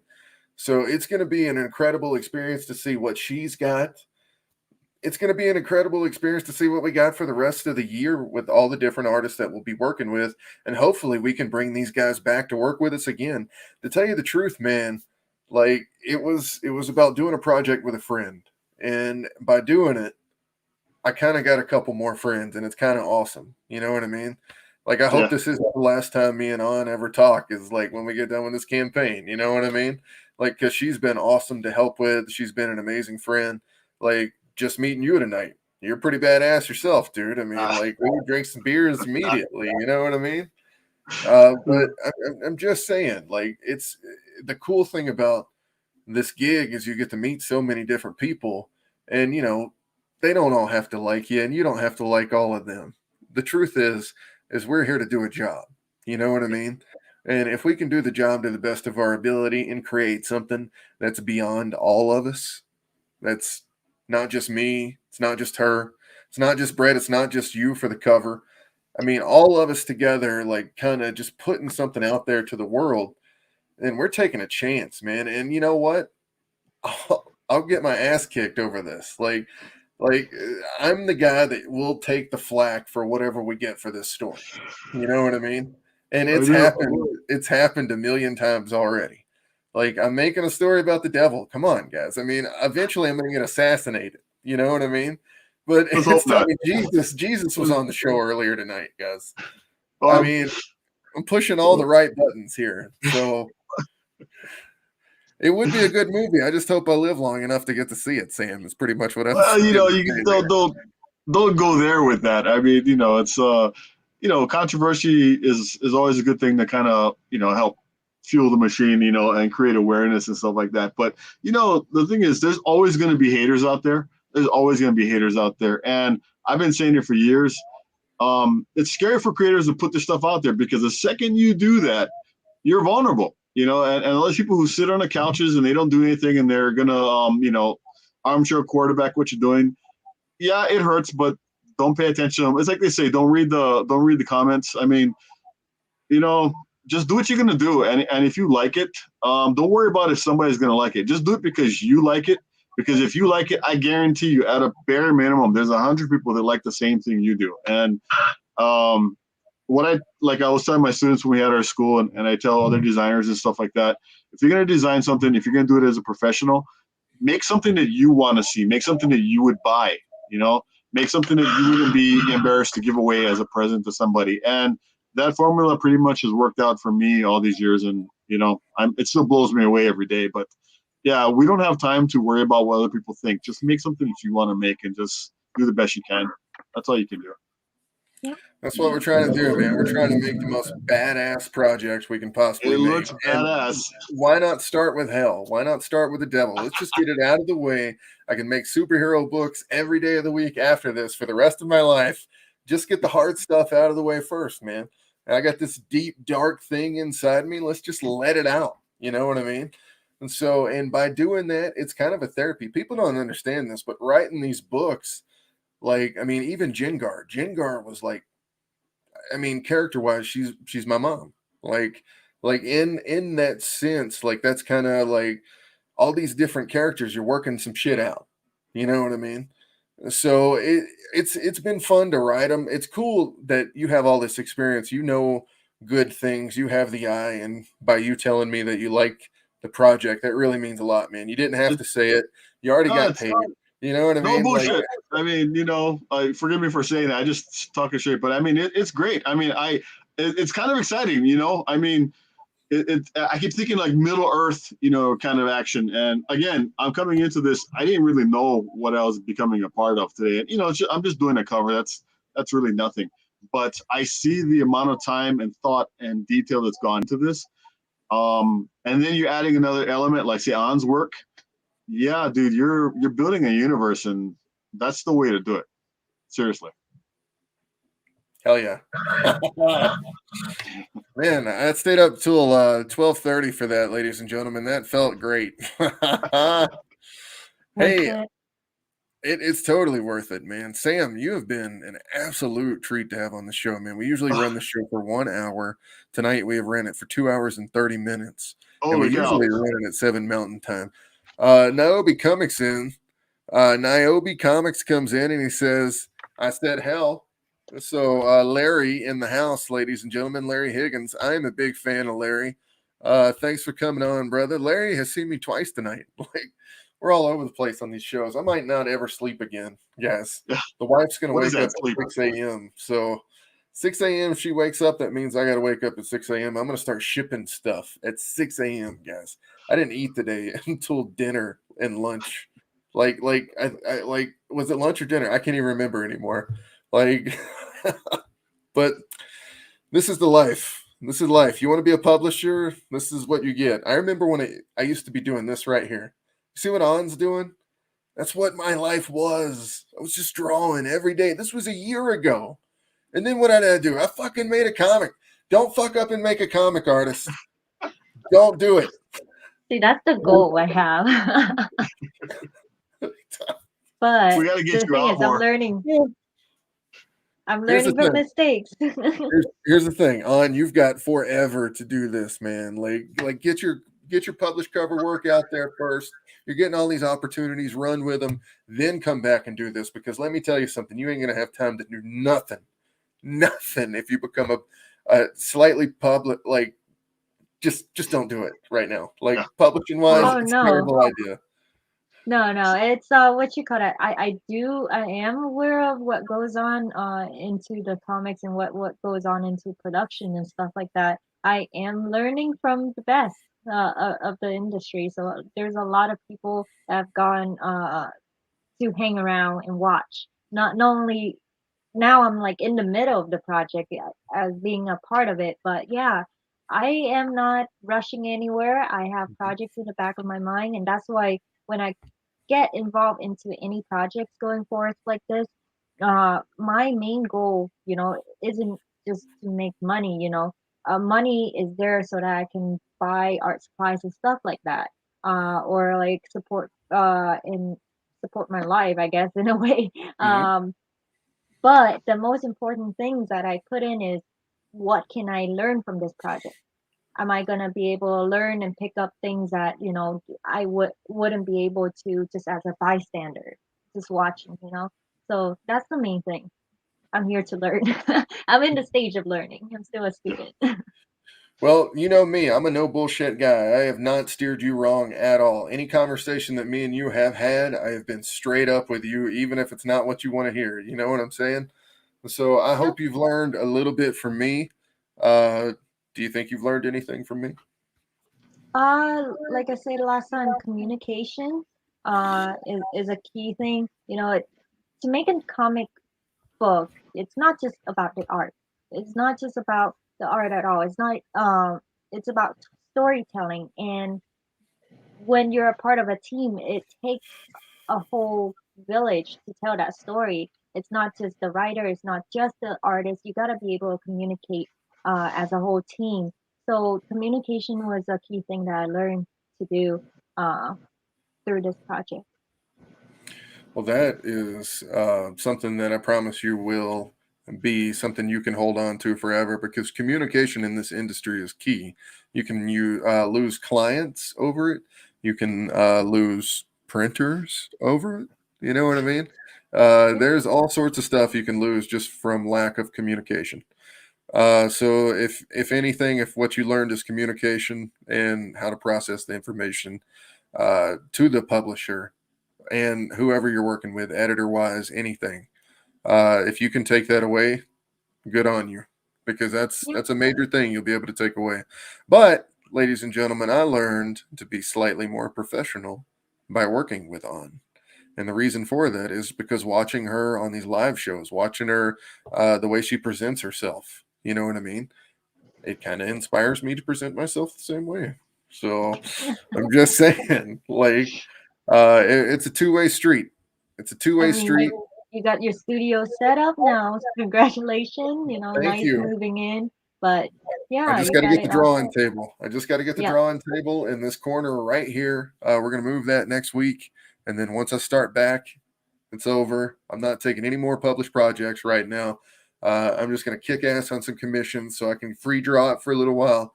And then I'm gonna draw the shit I want to draw. I haven't drawn for me in a year and a half. I mean, a year and a half is a ridiculously long time, man. Like I want to draw the original Star Trek cast. You know what I mean? All on one thing. I've got all the autographs for them already that I can frame up, like every single one of them. And not only that, but I've got Mark Hamill, Carrie Fisher, and Harrison Ford, and I'd like to do a Star Wars piece out of that, and then frame it in my living room. And that sounds amazing. That Mark May, that's the fan of Mark May, would like some Mark May art. You know what I mean? And I haven't been able to get it for a couple years. So if I can get a chance to do something like that, that'll actually free my head of a lot of that crazy bullshit that goes on up there daily. You know what I mean? Yeah, there's a lot of bipolar, like fuck artist or publisher, artist publisher. Oh, fuck. I don't know if it's a bipolar thing.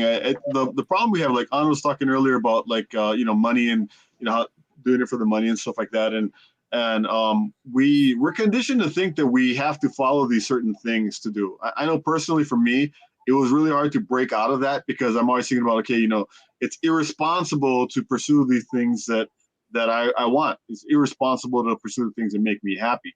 And yeah, when you're trying to do it, it's not always going to pay the bills. But I can't think of the guy who gave a speech one time, and he was saying, if money wasn't an option, if money wasn't an issue, what would you do? And somebody said, well, I like horses. Well, if you like horses, go do that. And whatever it is you want to do, if you just focus on that, eventually you're going to become a master at it, and somebody's going to pay you to do that. But in the process of getting from one point to the other point, and you're saying earlier about, you're getting your ass kicked all the time. I feel you, man. I'm right there with you. I get that. Oh my God. And I tell people, we've done this project. I took an ass beating on it, but unfortunately that's part of the project and, the process. And if you survive that, greater for you. And it's hard for me to do it. Like sometimes I try not to worry about the money, and I try not to do things for the money. Like I've been working as a professional artist for about 5 years now. I mean, I've been doing it here and there and sporadically. But it's great because you're doing your craft every day, but you're not drawing your own thing. So it's like, yeah, I draw every day, I create stuff every day, but it wasn't mine. Right now I can kind of float and do whatever I want right now. But, just to get to that point and be honest, I'm not driving a Mercedes, but I find that if I just surrender to the process, just by doing that, other things come and other things happen. And that's what I'm saying. I was saying earlier, I've been really lucky to have these different projects kind of fall into my lap and kind of keep me going. You're one of them, so surrender to what you're doing and nature will take care of itself somehow. But you're going to get your ass kicked in the process, but embrace the ass kicking, Sure. Oh, that makes any sense. Oh, it does. But every time I see An, I gotta tell you, from when I met An the first time and I saw her work, I was blown away by it. And she's like, "Oh, I'm trying and I'm not very good." And I'm like, I might drop this baby on her head, I think. And every time I see her, and her stuff is phenomenal, and the time that she puts into it, you can see that there's time spent on it, and and it's hard for me to tell her, okay, well, change this and change that, and she takes my advice, or she takes what's useful to her and she applies it to what she's doing. And I'm no way trying to take any credit for what she does because she's the one drawing it, not me. But every time I see her, it just goes and goes and goes and goes. And so if any of you guys are still watching this thing and you're they are, trust me, this is the most views we've had for a show ever. Okay. So you're on the ground level to this universe that Mark is working on, which is getting, oh my God, huge. And then you're on the ground level to An's been doing this. I've known An for probably about 5 years now, and the level yeah it's about 5 years, I think. And you guys can get a hold of her work, and her work is part of what Mark's universe. You're going to get two really good things here, and get them now, because once this guy gets his movie, Valak and the once Sorcerer's Revenge. Oh, stop it.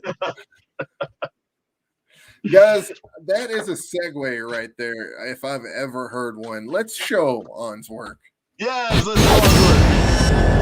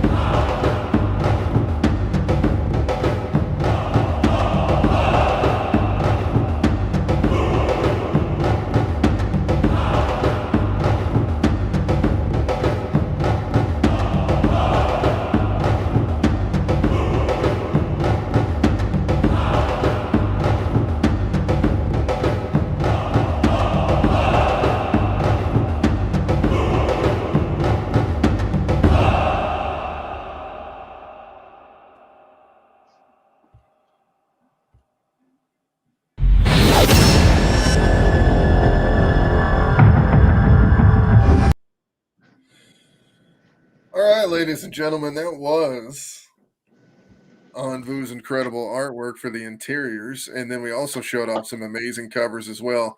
And then it looks like On is showing off some incredible stuff right here as well, folks. Yeah, beautiful stuff.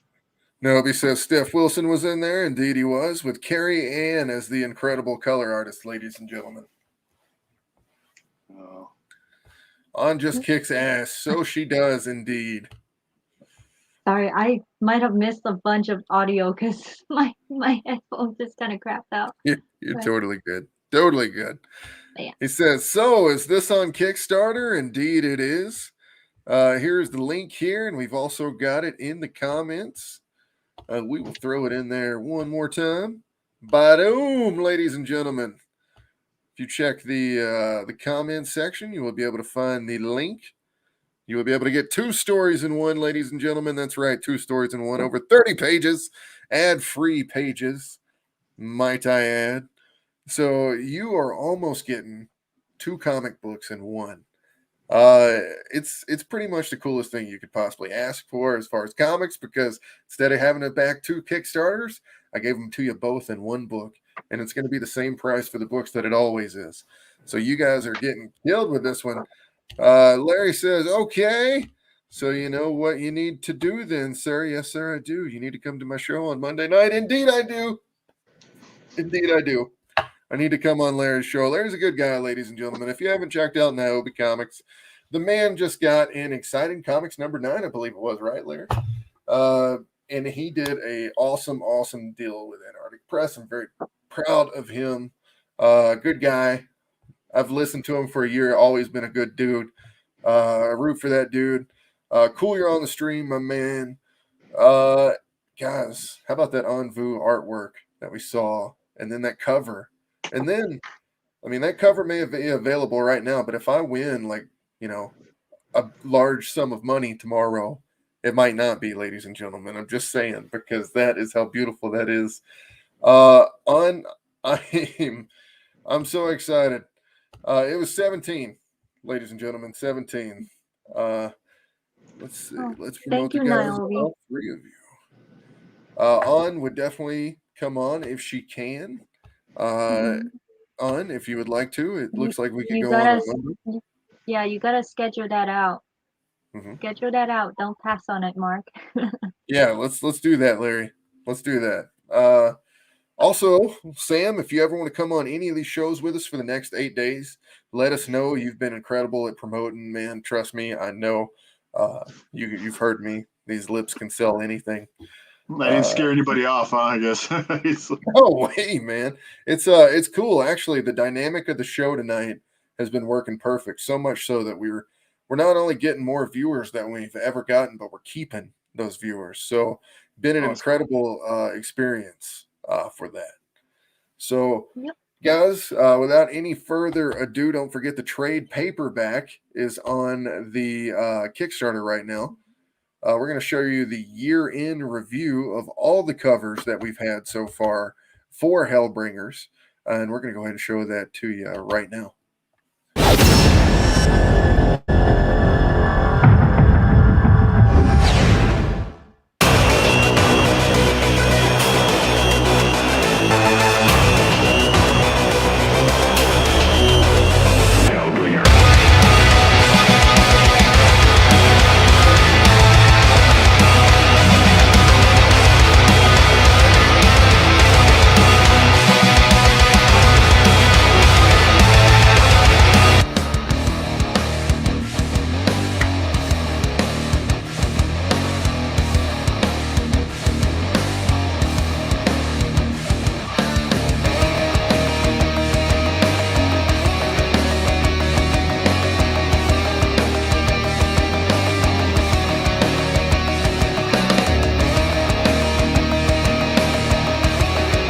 I miss my lady Lilith, the queen of hell. I miss her face, her body, her sight and her smell. I know she must think I'd a better do. She must think me a coward, I'm sure. Just think about me when you look to the great fire mountain. Are you lonely? Well, who's the big bad boss? I'm the big bad boss. And my name is Hellput. Talk a lot of shit when I walk. I just walk around with a bad mood. My attitude, that's bad too. If the queen said I'ma bust a move, if you cross her, I'ma bust you too. Lilith said I gotta go away to find a husband and my daddy, yeah. On a special mission, I complete the mission, always ready for a battle, eh? Find Lucifer, then bring him back. Think I gotta jump on where he hiding at. But first I gotta move the queen to a safer place where ain't nobody riot at. That's a 10-4, buddy, roger that. About to...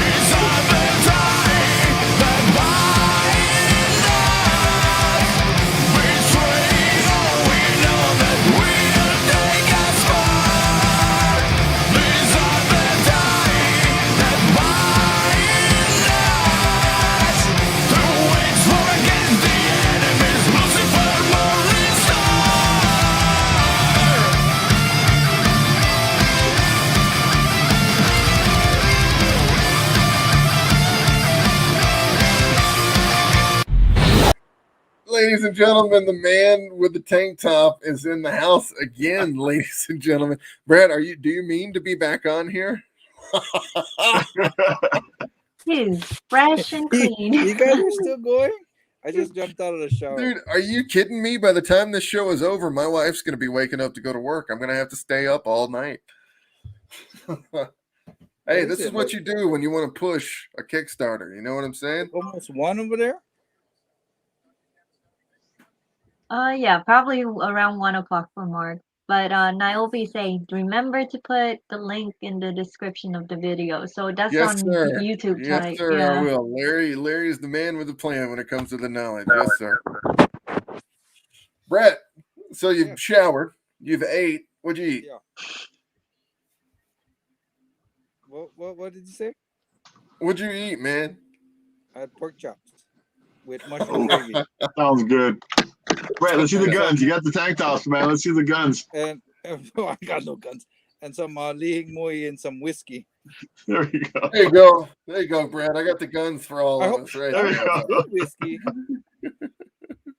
Let's see the guns. Come on. Let's see the artist guns you got. The artist gun? Wait, hold on. Yeah. Hold on. There we go. There we Oh, go. artist gun. Look, you need the artist hunch. You're gonna get the artist hunch in your back, is what you're gonna get on. You know what I'm talking about. Man. I have back supports. Like, hello. Oh, you're smart. See, I'm not smart. I hunch over all the time when I'm drawing. Oh, now we asked if what you call it? Who did that cover? Where she's sitting on the throne, that was Ryan Kincaid for the Kickstarter we ran with Chad Harden when we teamed up for the Sacred Heart. Mr. You Diggins. guys crazy, man. It's like almost 10 o'clock. Hey man, it's 10 o'clock. Who knew? Do you hear you? Like it's 1 o'clock here, man. Like Well, I start work at 4:30. I get up at like quarter to 4. I have 5 Hey. more hours to go before I can sleep. I'm just saying, you guys could stay up and promote the campaign more if you want. That's fine with me. I'll just keep this show running. You guys run it for the rest of the night. You guys got videos? I'll get you some videos. And just play the shit out of them, and you'll be good to go. I know. I jumped on Facebook after I got out of the shower, and I was like, holy shit, they're still streaming. Let me jump back in. Well, Yeah. it is almost 3 hours that we're on here, and Joshua said wish the shipping wasn't so much. Well, I got to tell you, the shipping right now, I wish it wasn't so much either. But the truth is it's just gone up, man. It's gone up. So I can't just eat the cost of what it costs for shipping. I wish I could, so we could get the book in your hands for cheaper. But the God's honest truth is shipping has gone up, my friend. You think that's bad? You should see what it costs to ship over to Britain right now. That's why we were on that show earlier tonight on where they were talking about the shipping options for the British printers. I think I might actually start talking to those guys and see if maybe we just can't start printing books over there. You know what I mean? Oh, yeah. Even Canada's the same way right now. That's and here's the other thing is I shipped some comps up to Canada about a week or two ago, and they got sent back to me because they weren't labeled the right way apparently, and I've labeled them exactly the same way for over 12 years. So I thought that was pretty interesting, but we'll get that going here soon. Buddy Josh, man, I hope Canada prices drop, and the moment they do, so will my prices for your shipping, brother. But until then, this is what we got to work with, my friend. That's why I always say, if you're doing it Canada-wise, get more. It evens it out for you in the long run. Let's see, guys. Brett, I'm glad you're back, my man. We are going to show this cover real quick, Sam's cover. If you have not seen this yet tonight, ladies and gentlemen, we are going to show it to you right now. I mean, I think it's been at least 45 minutes since we've shown it. So, good time to show it. Feels like a telethon we're on. It does feel like a telethon. This is my first time being on a live stream on YouTube. So, you guys are getting my YouTube live stream virginity tonight. Really? But, the way this thing is shaped up, yes, it's kind of like a telethon. Who knew? Well, the problem is you didn't know you'd be having so much fun. I offered you guys the chance to get off here several times. Should have took it. I figured you would have kicked me off by now. It's like, oh God, Brett brought this guy into the project. What the hell? Yep. Larry says it is a telethon, but that's how it works. And yep, we've already been doing it 7 to 8 times already this year. So understand for sure. And you know what? I got no problem going, because to tell you the truth, there is nothing more fun in this world than talking to talented creators and individuals that think just like me, and two who have already created with me amazing projects. And hopefully On gets to do it again. Brett, who knows? If it's fun, it'll be fun, because you know it's exactly fun, what I'm we'll in. do. You know what we'll do if we do it again. You know exactly what we're going to do. And that's why you guys should back this project. I'm just going to say it right now, because if we do it again, what do you think we're going to do, folks? Probably this again. I'm just saying. So go back to Valak the Sorcerer's Revenge. It made projects we love for Kickstarter. If you don't know how rare that is, It is one of the rarest things you can possibly accomplish as a Kickstarter. It's not one of the things you can get just from your amount of money. You actually have to be loved by Kickstarter. And we were the #1 overall project, not just in comics, but overall projects for cool. 2 days. So doesn't get any bigger than that, folks. Really, really,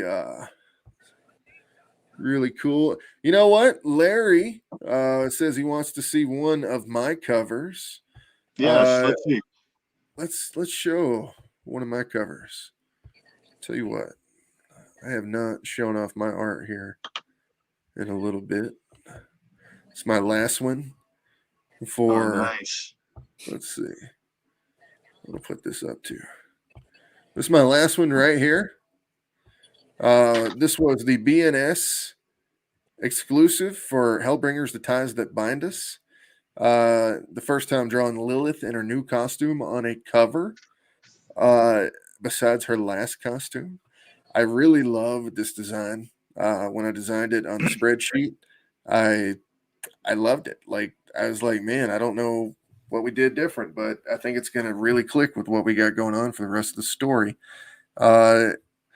Larry asked who colored it, and Sanju was actually the color artist on it.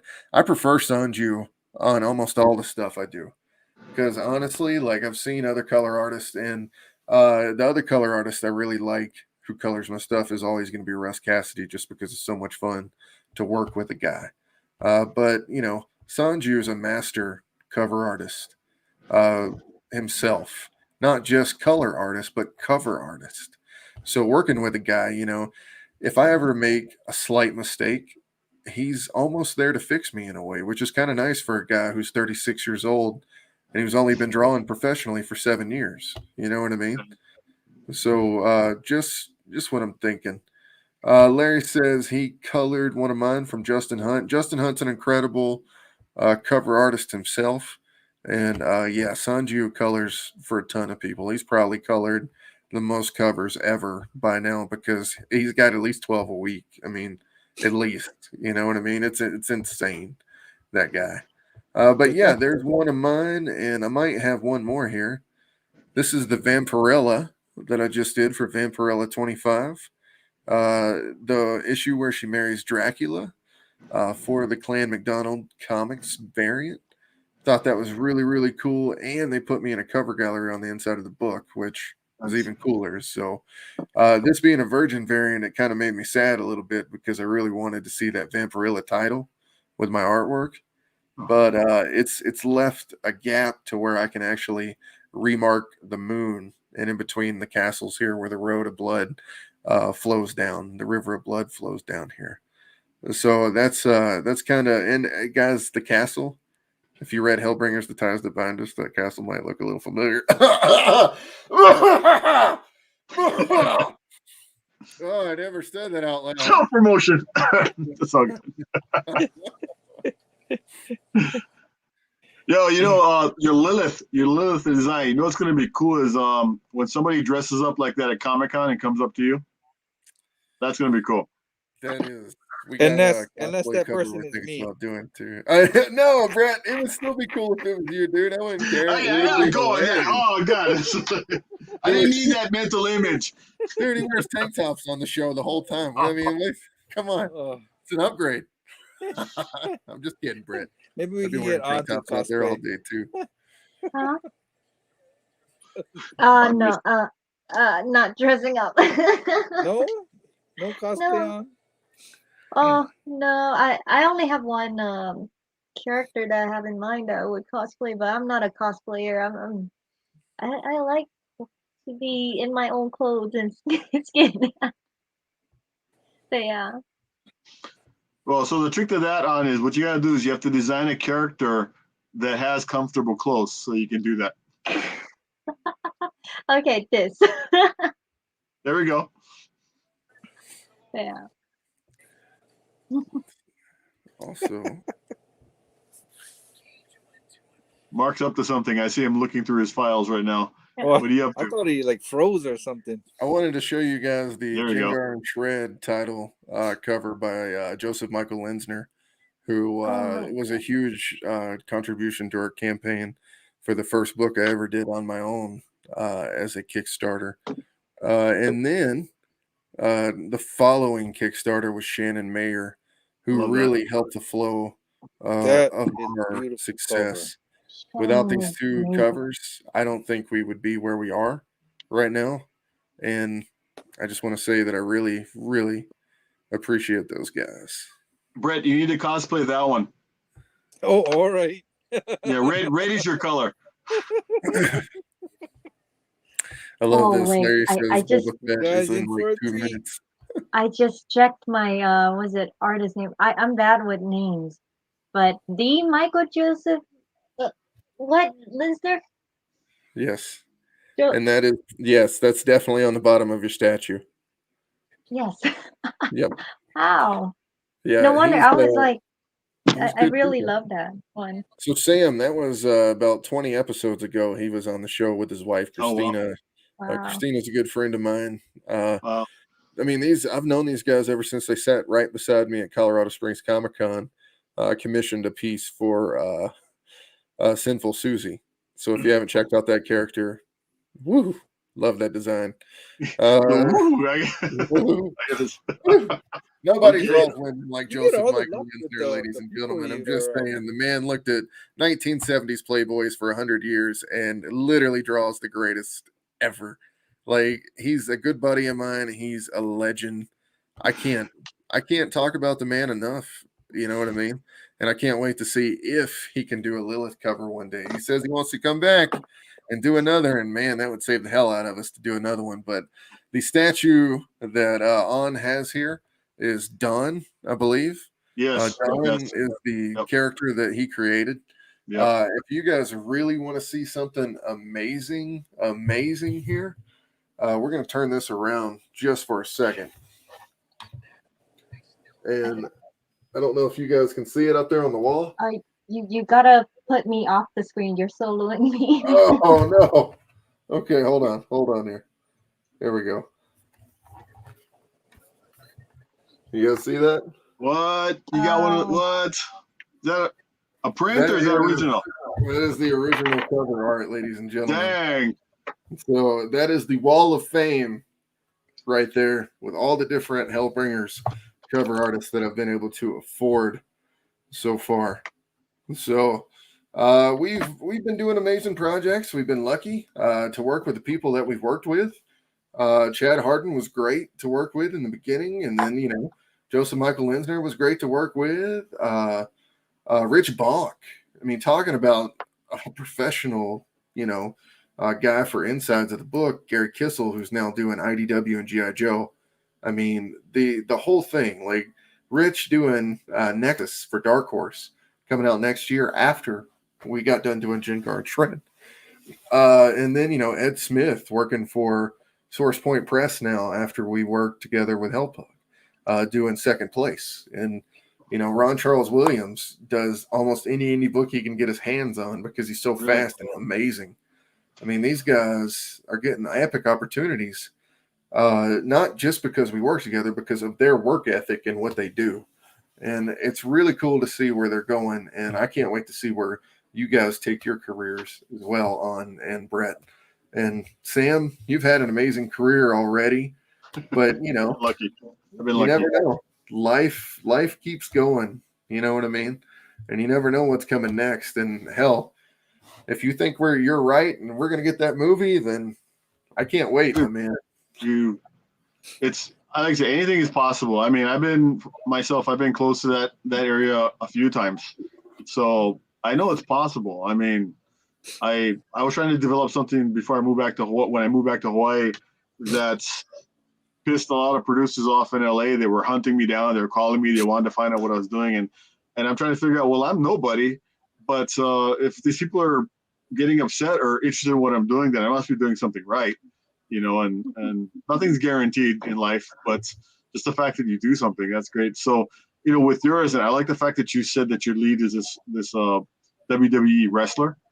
Yeah, I just had like a flash of like Dave Bautista's career, and of course The Rock, and and everybody else. So I see it as possible. And the body of work that you've established right now, you have a huge foundation to build on.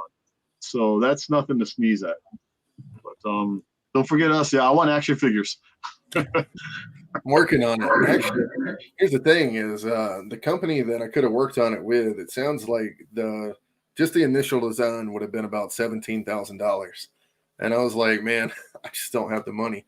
It would actually be cheaper to launch an app on the iPhone and Play Store for my Hellbringers card game than it would be to make an action figure right now. Yeah, the minimum quantities are that's what it kills it is the minimum quantities, and depending on you're working with like a plastic and stuff like that, it costs a lot. Because I've been designing merchandise for people for years now, and I keep asking if the prices are going down with things. So yeah, I would definitely like to have my own like little collection of action figures. But what I've done in the meantime, and maybe you want to do this, and anybody out there listening who's thinking about doing this stuff, is go ahead and design your characters and make your specs and make your 360 turnarounds. And it's better to be ready on the day when the opportunity comes up versus trying to catch up. It's like, oh, I like your ideas. I think it's great. Well, what do you have? Oh, well, let me go back and make it. You know what? What are you waiting for? Make it now. So when you run into that right person, you're like, I have all this stuff right here. Here you go. So that's just my little advice and 2 cents, because I'm still waiting for my action figure line to come out. I'm working on it though. I think it would be an amazing action figure, man. I like the retro stuff. So I did a bunch of designs of my characters based in like the Super 7 line. I don't know if you guys know about Super 7 reaction action figures. There's this independent company in San Francisco that they make all these like retro like 1970s kind of toys, like based on the old Kenner stuff. And I think that would be the company I'd like to go with if we could do an actual action figure. Because I mean, you have your dream companies like McFarlane. I mean, like, and you're never going to get in with it until you become a huge part of Image or become a huge part of DC or something like that. But then you have these guys that you're talking about right here, and I've actually seen other independent comic books going with these guys. So why don't you tell us a little bit about these guys? Oh, about Super 7? Yeah. Well, what I know about them is, they were part of Funko and stuff for a while, and then I guess they went back on their own. And the owner of the company, he has a channel on YouTube, so when they have new products, they put up. But for me, because I'm old, I like it because it reminds me of the toys that I had when I was a kid. Like I said, I have a bunch right here. It has a nostalgic feel, and then they're doing like G.I. Joes and Transformers, so they license things out to a lot of people. But as far as another thing you might want to think of is you do specs for your designs, and then you do like digital renders. You make digital files of your characters and stuff like that, and 3D print your objects out right now. I mean, I don't know if you guys like Battlestar Galactica. I grew up on the Battlestar Galactica when it first came out in the late 70s, and when they had the action figures. What's that? Cyclones. Yeah, Cylons and all that stuff. But they had the toys, and they didn't fit the action figures. So fast forward 40 years later, people are home doing this COVID thing, and they're making stuff that they couldn't have. So I went and this guy made these digital files, and he was selling his stuff. So I bought a bunch of these Vipers that for my friends in my office that I would have loved to have had when I was a kid. So there are ways to do things. You might not be able to capitalize it on now, and you're already established as a successful Kickstarter, so that might be something you have an audience ready to go for right now. But yeah, brother, I honestly I got a really good feeling about what you're doing. It's there. It's really there. I really appreciate it, Sam. It means a lot. I know it means a lot to the guys that are working with me too to hear that. So really appreciate it, my brother. All right, man. We're gonna play one more video before we get out of here. One more, ladies and gentlemen, and then we're cutting it. We're cutting it. Yeah. We've been rolling. I still gotta work tonight. Yeah, these people got stuff to do. You make know it like what it's I'm saying? 1 o'clock in the morning, Mark. I mean, dude, I'm sure my wife is tired of hearing me yell at this thing. All right, guys, let's see here. If you haven't decided that you want to back this Kickstarter yet, we are about to show you an amazing video here to tell you why you want to back it.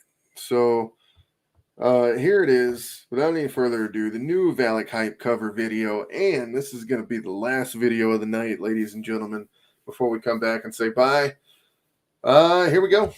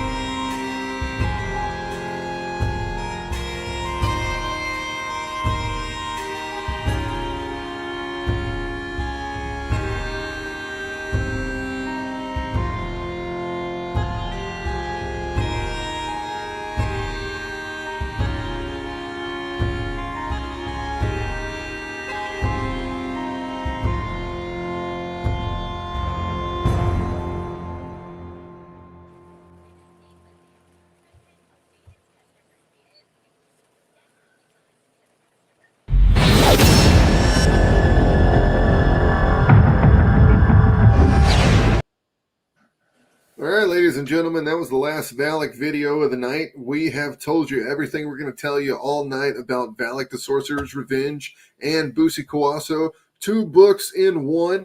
You're not going to be able to beat this, ladies and gentlemen. You're going to have tons of first appearances, key appearances in Hellbringers in this book. If you haven't backed it yet, you're going to want to go back it right now. This is my 2 a.m. sales pitch to you right now, ladies and gentlemen. It's 2 o'clock in the morning for you. It's gonna be by the time this is over with.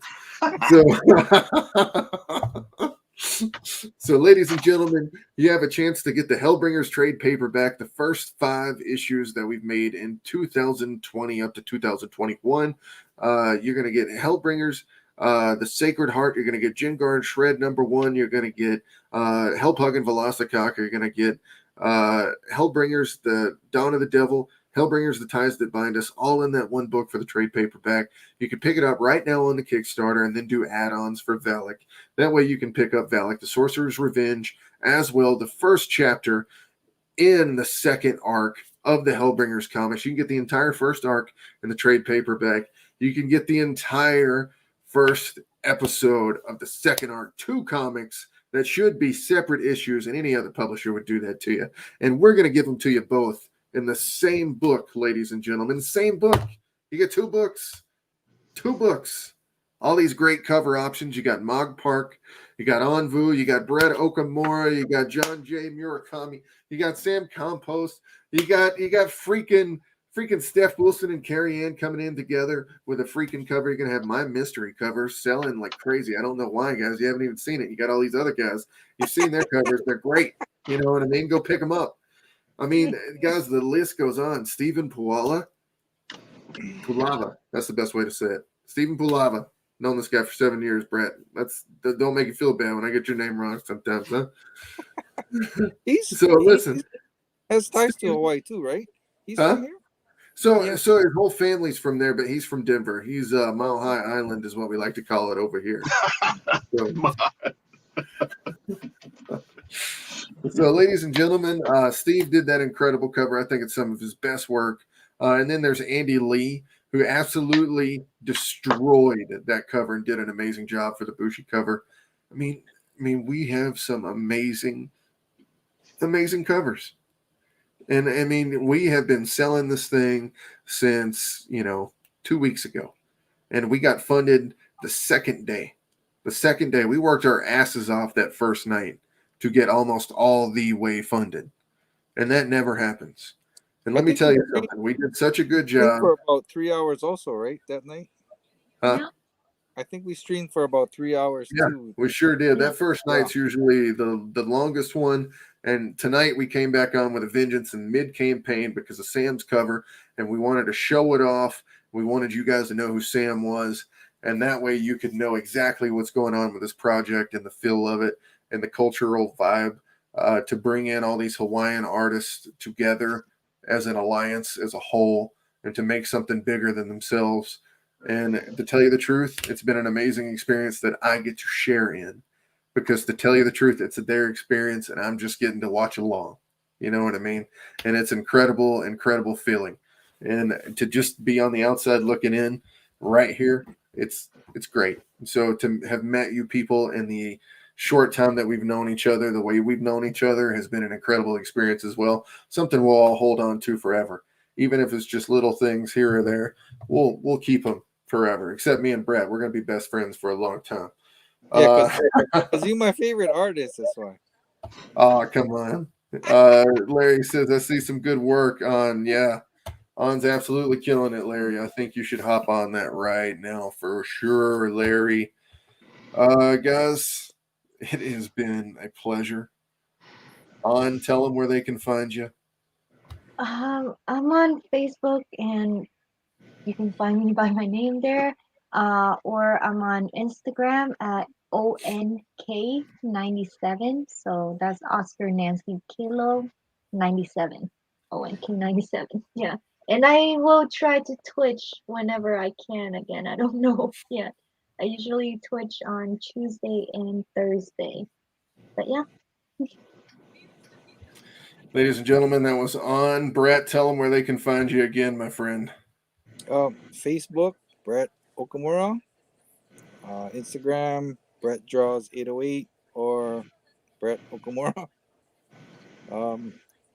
I don't post much there, but mostly Facebook. Probably easier to find me on Facebook. Ladies and gentlemen, if you're a publisher and you're listening to me right now, this is one of the most professional guys you will ever work with, not to mention fun. He wants to get every detail right. There's no reason not to work with him. Hit him up. I'm telling you right now, folks. Also, Sam, what's up? What's up? Usually I'm lurking under your bed, but otherwise you can look me up. I'm on Instagram, Kawasaki. Just Google my name or Pineapple Man. You can always find me. I'm easy to find. But had a lot of fun tonight, guys. Had a lot of fun tonight. What a great project to be a part of. Thanks, Brett, for bringing me in and for you guys taking a chance on me.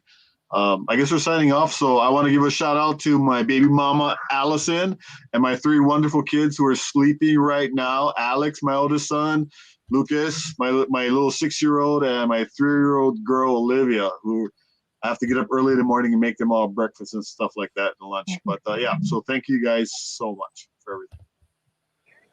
Ladies and gentlemen, one more time, here is the Valak and Pineapple Man crossover cover.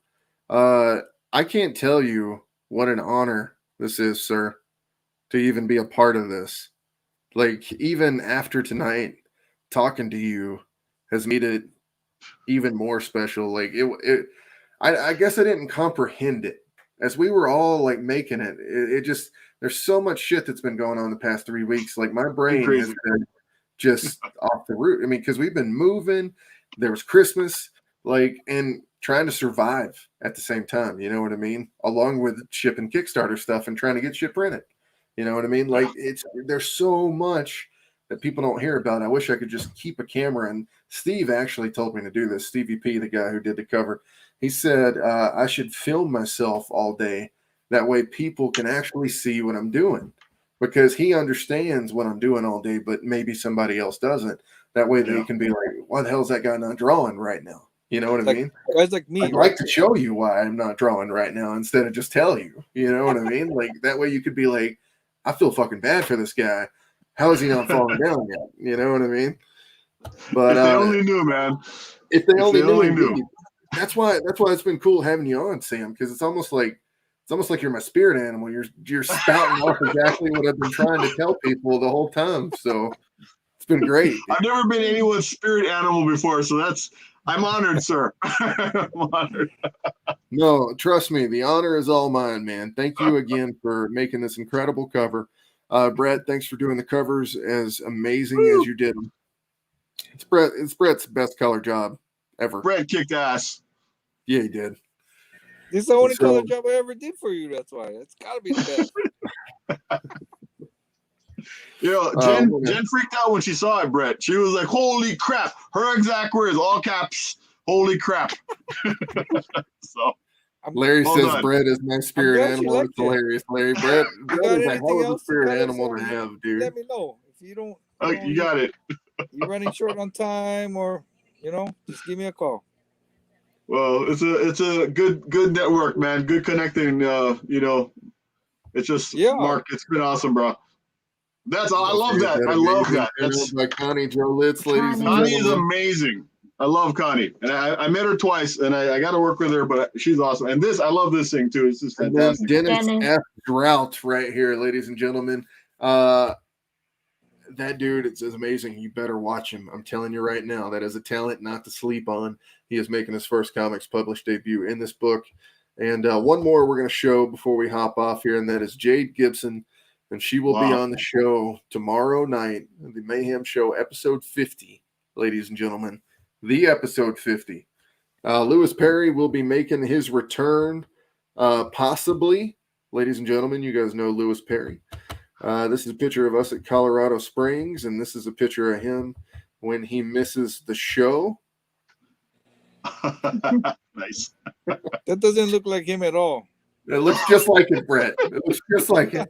You gotta go get like a Macho Man figure or something. His arms like this, and all the. Dude, if you guys want to come back tomorrow night on Brett, you are more than welcome to come back.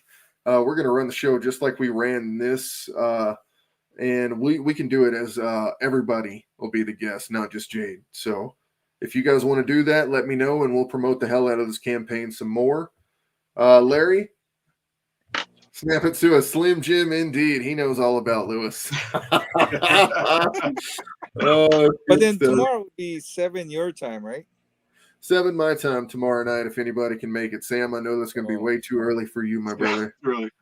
And again, I really appreciate you, moving things around for me, man, because otherwise I wouldn't be able to do it. And I'm glad. I thought I was going to be out for like 15 minutes. I had no idea. And it's been a wonderful break, man. You have no idea. It's been good. And he started with the cool music and graphics. And if I had a lighter, I swear to God, I would have set something on fire in here. Yeah, Larry says Monday night at 10. Come and we will give it a good push. We'll do our best, indeed, Larry. Even if we can get one backer, it's better than no backers, my friend. Every time we do one of these. That being said, On gives the best pitches for the Kickstarter. I'm going to let her give the last one for the Kickstarter, and then we're going to hit the button. You think that video was cool, Sam? Wait till you see the ending. Oh wait, okay, cool. Looking forward to it. Oh, again? Oh, don't worry. You guys are going to hear this pitch over for the next 8 days. But 30 pages, no ads, 3 awesome pins up, a lot of artists from Hawaii. So representing the island. But yeah, you're getting a great variety of artwork that mesh really well together. You have Valak the Sorcerer. It deals with a bit of the Hawaiian culture, and then you got Bushi Kawaso, which deals with really the Shimabara rebellion, the greatest, the biggest uh, uh, civil war during Japanese history ever. So you're gonna get that story, and that's 10 pages of it are hand painted by me, and even the cover is hand painted. Brett, this guy, we cannot stress how awesome he is with his work, and we can't wait until we see the completed pages, because I know we only saw the working process, but it's looking great already, got Brett. Um, but yeah, so we have 8 days left. If you can, please back it. If not, please share the hell out of it. I mean, we're in hell, so burn it up. Burn those share Burn it button up. up, please. Burn it up, she said. But Burn it yeah, up. It's not legal here. So I so mean, Brett, where's your guys butter knives? I mean, Mark's got his, I got mine. What do you guys got? Okay, On got Right something. here. Right, Brett's got the guns. Okay. Nice. The dried blood of all my enemies. Just saying. Ah. No. If Just I put had it a right sword, into the steel, ladies and gentlemen. if I Right had into a the sword, steel. I'd probably hurt myself. I did once. I chopped right into my thigh one time, dude. It was not good. Well, Not this is good. clean, right? They sewed it up easily. I imagine. Yeah. Look, hey, this is the coolest thing about me and Sam. We just hang out with samurai swords. Our first show ever. How did we know we were going to become best friends? Oh, we just got our swords out, bro. No big deal. Somebody asked me, you know- why do you have a katana next to your desk? I go, Smurfs, man. They're everywhere.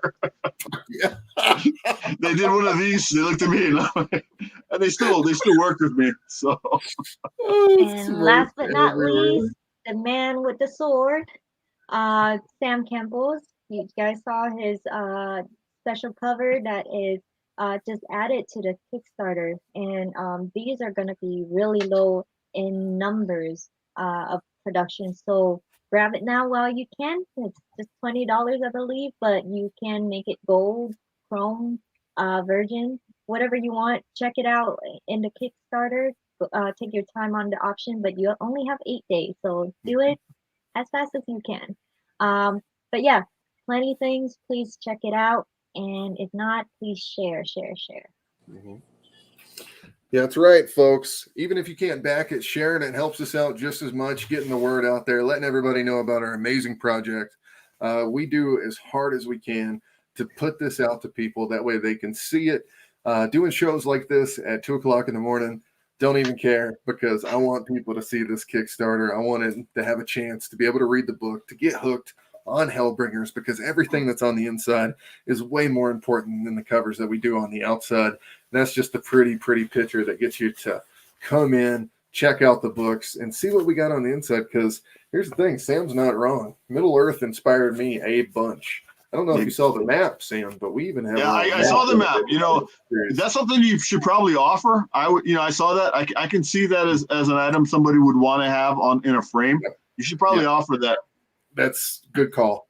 Great call. Actually, I have not offered the map yet, and it would be smart to do that. Yeah, you get that. You get a gold pen. You sign it in the corner. I mean, that's a conversation starter for sure. I'd actually like to talk to you about that map real quick. I think we might have it on the screen here.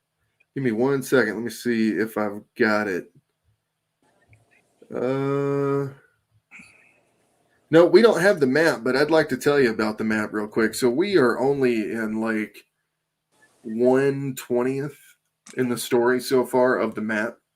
So like every one of those videos got you right up at the top middle corner. That's basically where we're playing right now, guys. So Ties That Bind Us takes us down to the bottom right, but that's about it. And we have not gone anywhere else since.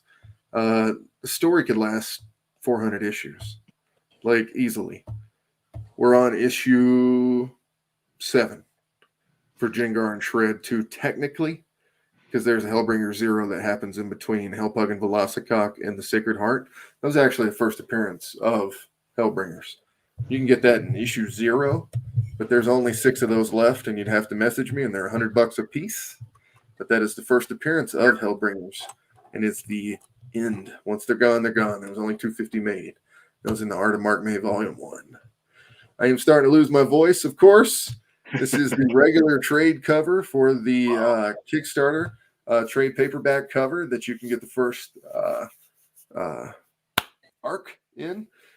This is Russ Cassidy's colors on top of Kleber Sousa Lima's incredible pencils and inks.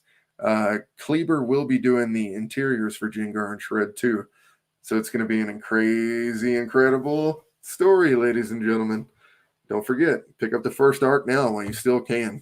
These books for Valak are going to be extremely, extremely limited. Here is Valak's first cameo appearance in Hellbringers: The Ties That Bind Us by Ron Charles Williams. This was his first comic appearance, period. Very, very cool to see. And then here is one more little snippet, just so you guys can get a couple views. And then, ladies and gentlemen, that is it. This is John's cover one more time because of how amazing it is. The man in the house. Yep. And then here's all the covers for the Kickstarter. And then the amazing Sam Campos' cover as well. Ladies and gentlemen, I got about 10 words left in me before the words don't sound right anymore. They haven't sounded right all night because I'm from Alabama, but still. All right, ladies and gentlemen, we got anything left to say? Is Alabama going to win the national championship? Uh-oh. Of course they are. Of course they are. Of course they are. Roll Tide. Roll Tide. Roll Tide, baby. We never lose. We don't lose national titles, folks, unless it's the Clemson. Oh, all right, God, guys. I'm not going to get much sleep either. Even Larry says have a good night. I got Man, about Larry. 4 hours. 4 hours before I got to wake up, folks. It's all good. All good. Me Right too. there with you. I got a 12-hour day though tomorrow. Bro, I'm going to go eat a pork chop. It was delicious. I want a pork chop. No. I'm telling you, I want one right. I bet it was fucking delicious. I want one right now. Mushroom gravy. Ooh, delicious. Jesus. Fucking killing me, bro. You know what I Killing me. really want though? I really want that that Shige Simon and the, That's what I was gonna say. I'm gonna go home and have some kimchi Simon when I get home.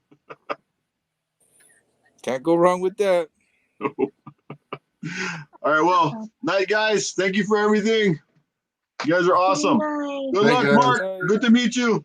I'm gonna need it. I promise. You It's got it, great man. to meet you too. We're gonna try to kick ass from here, guys. Hey, here's the thing. At the end of this, no matter what happens, I just want you guys to look at me and be like, "That guy fucking tried as hard as he could." That's And all that I counts. want. That's all that matters. And I love you I want to guys. see this kick-ass Don't be a outro. I want to see sugar. this outro. All right, here we go. It's outro time. All right, man. Good night. I love this.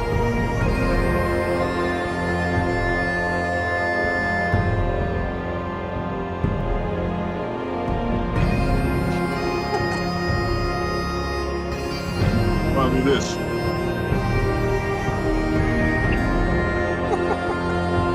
Are you boxing with him? Yeah. All right, we're out.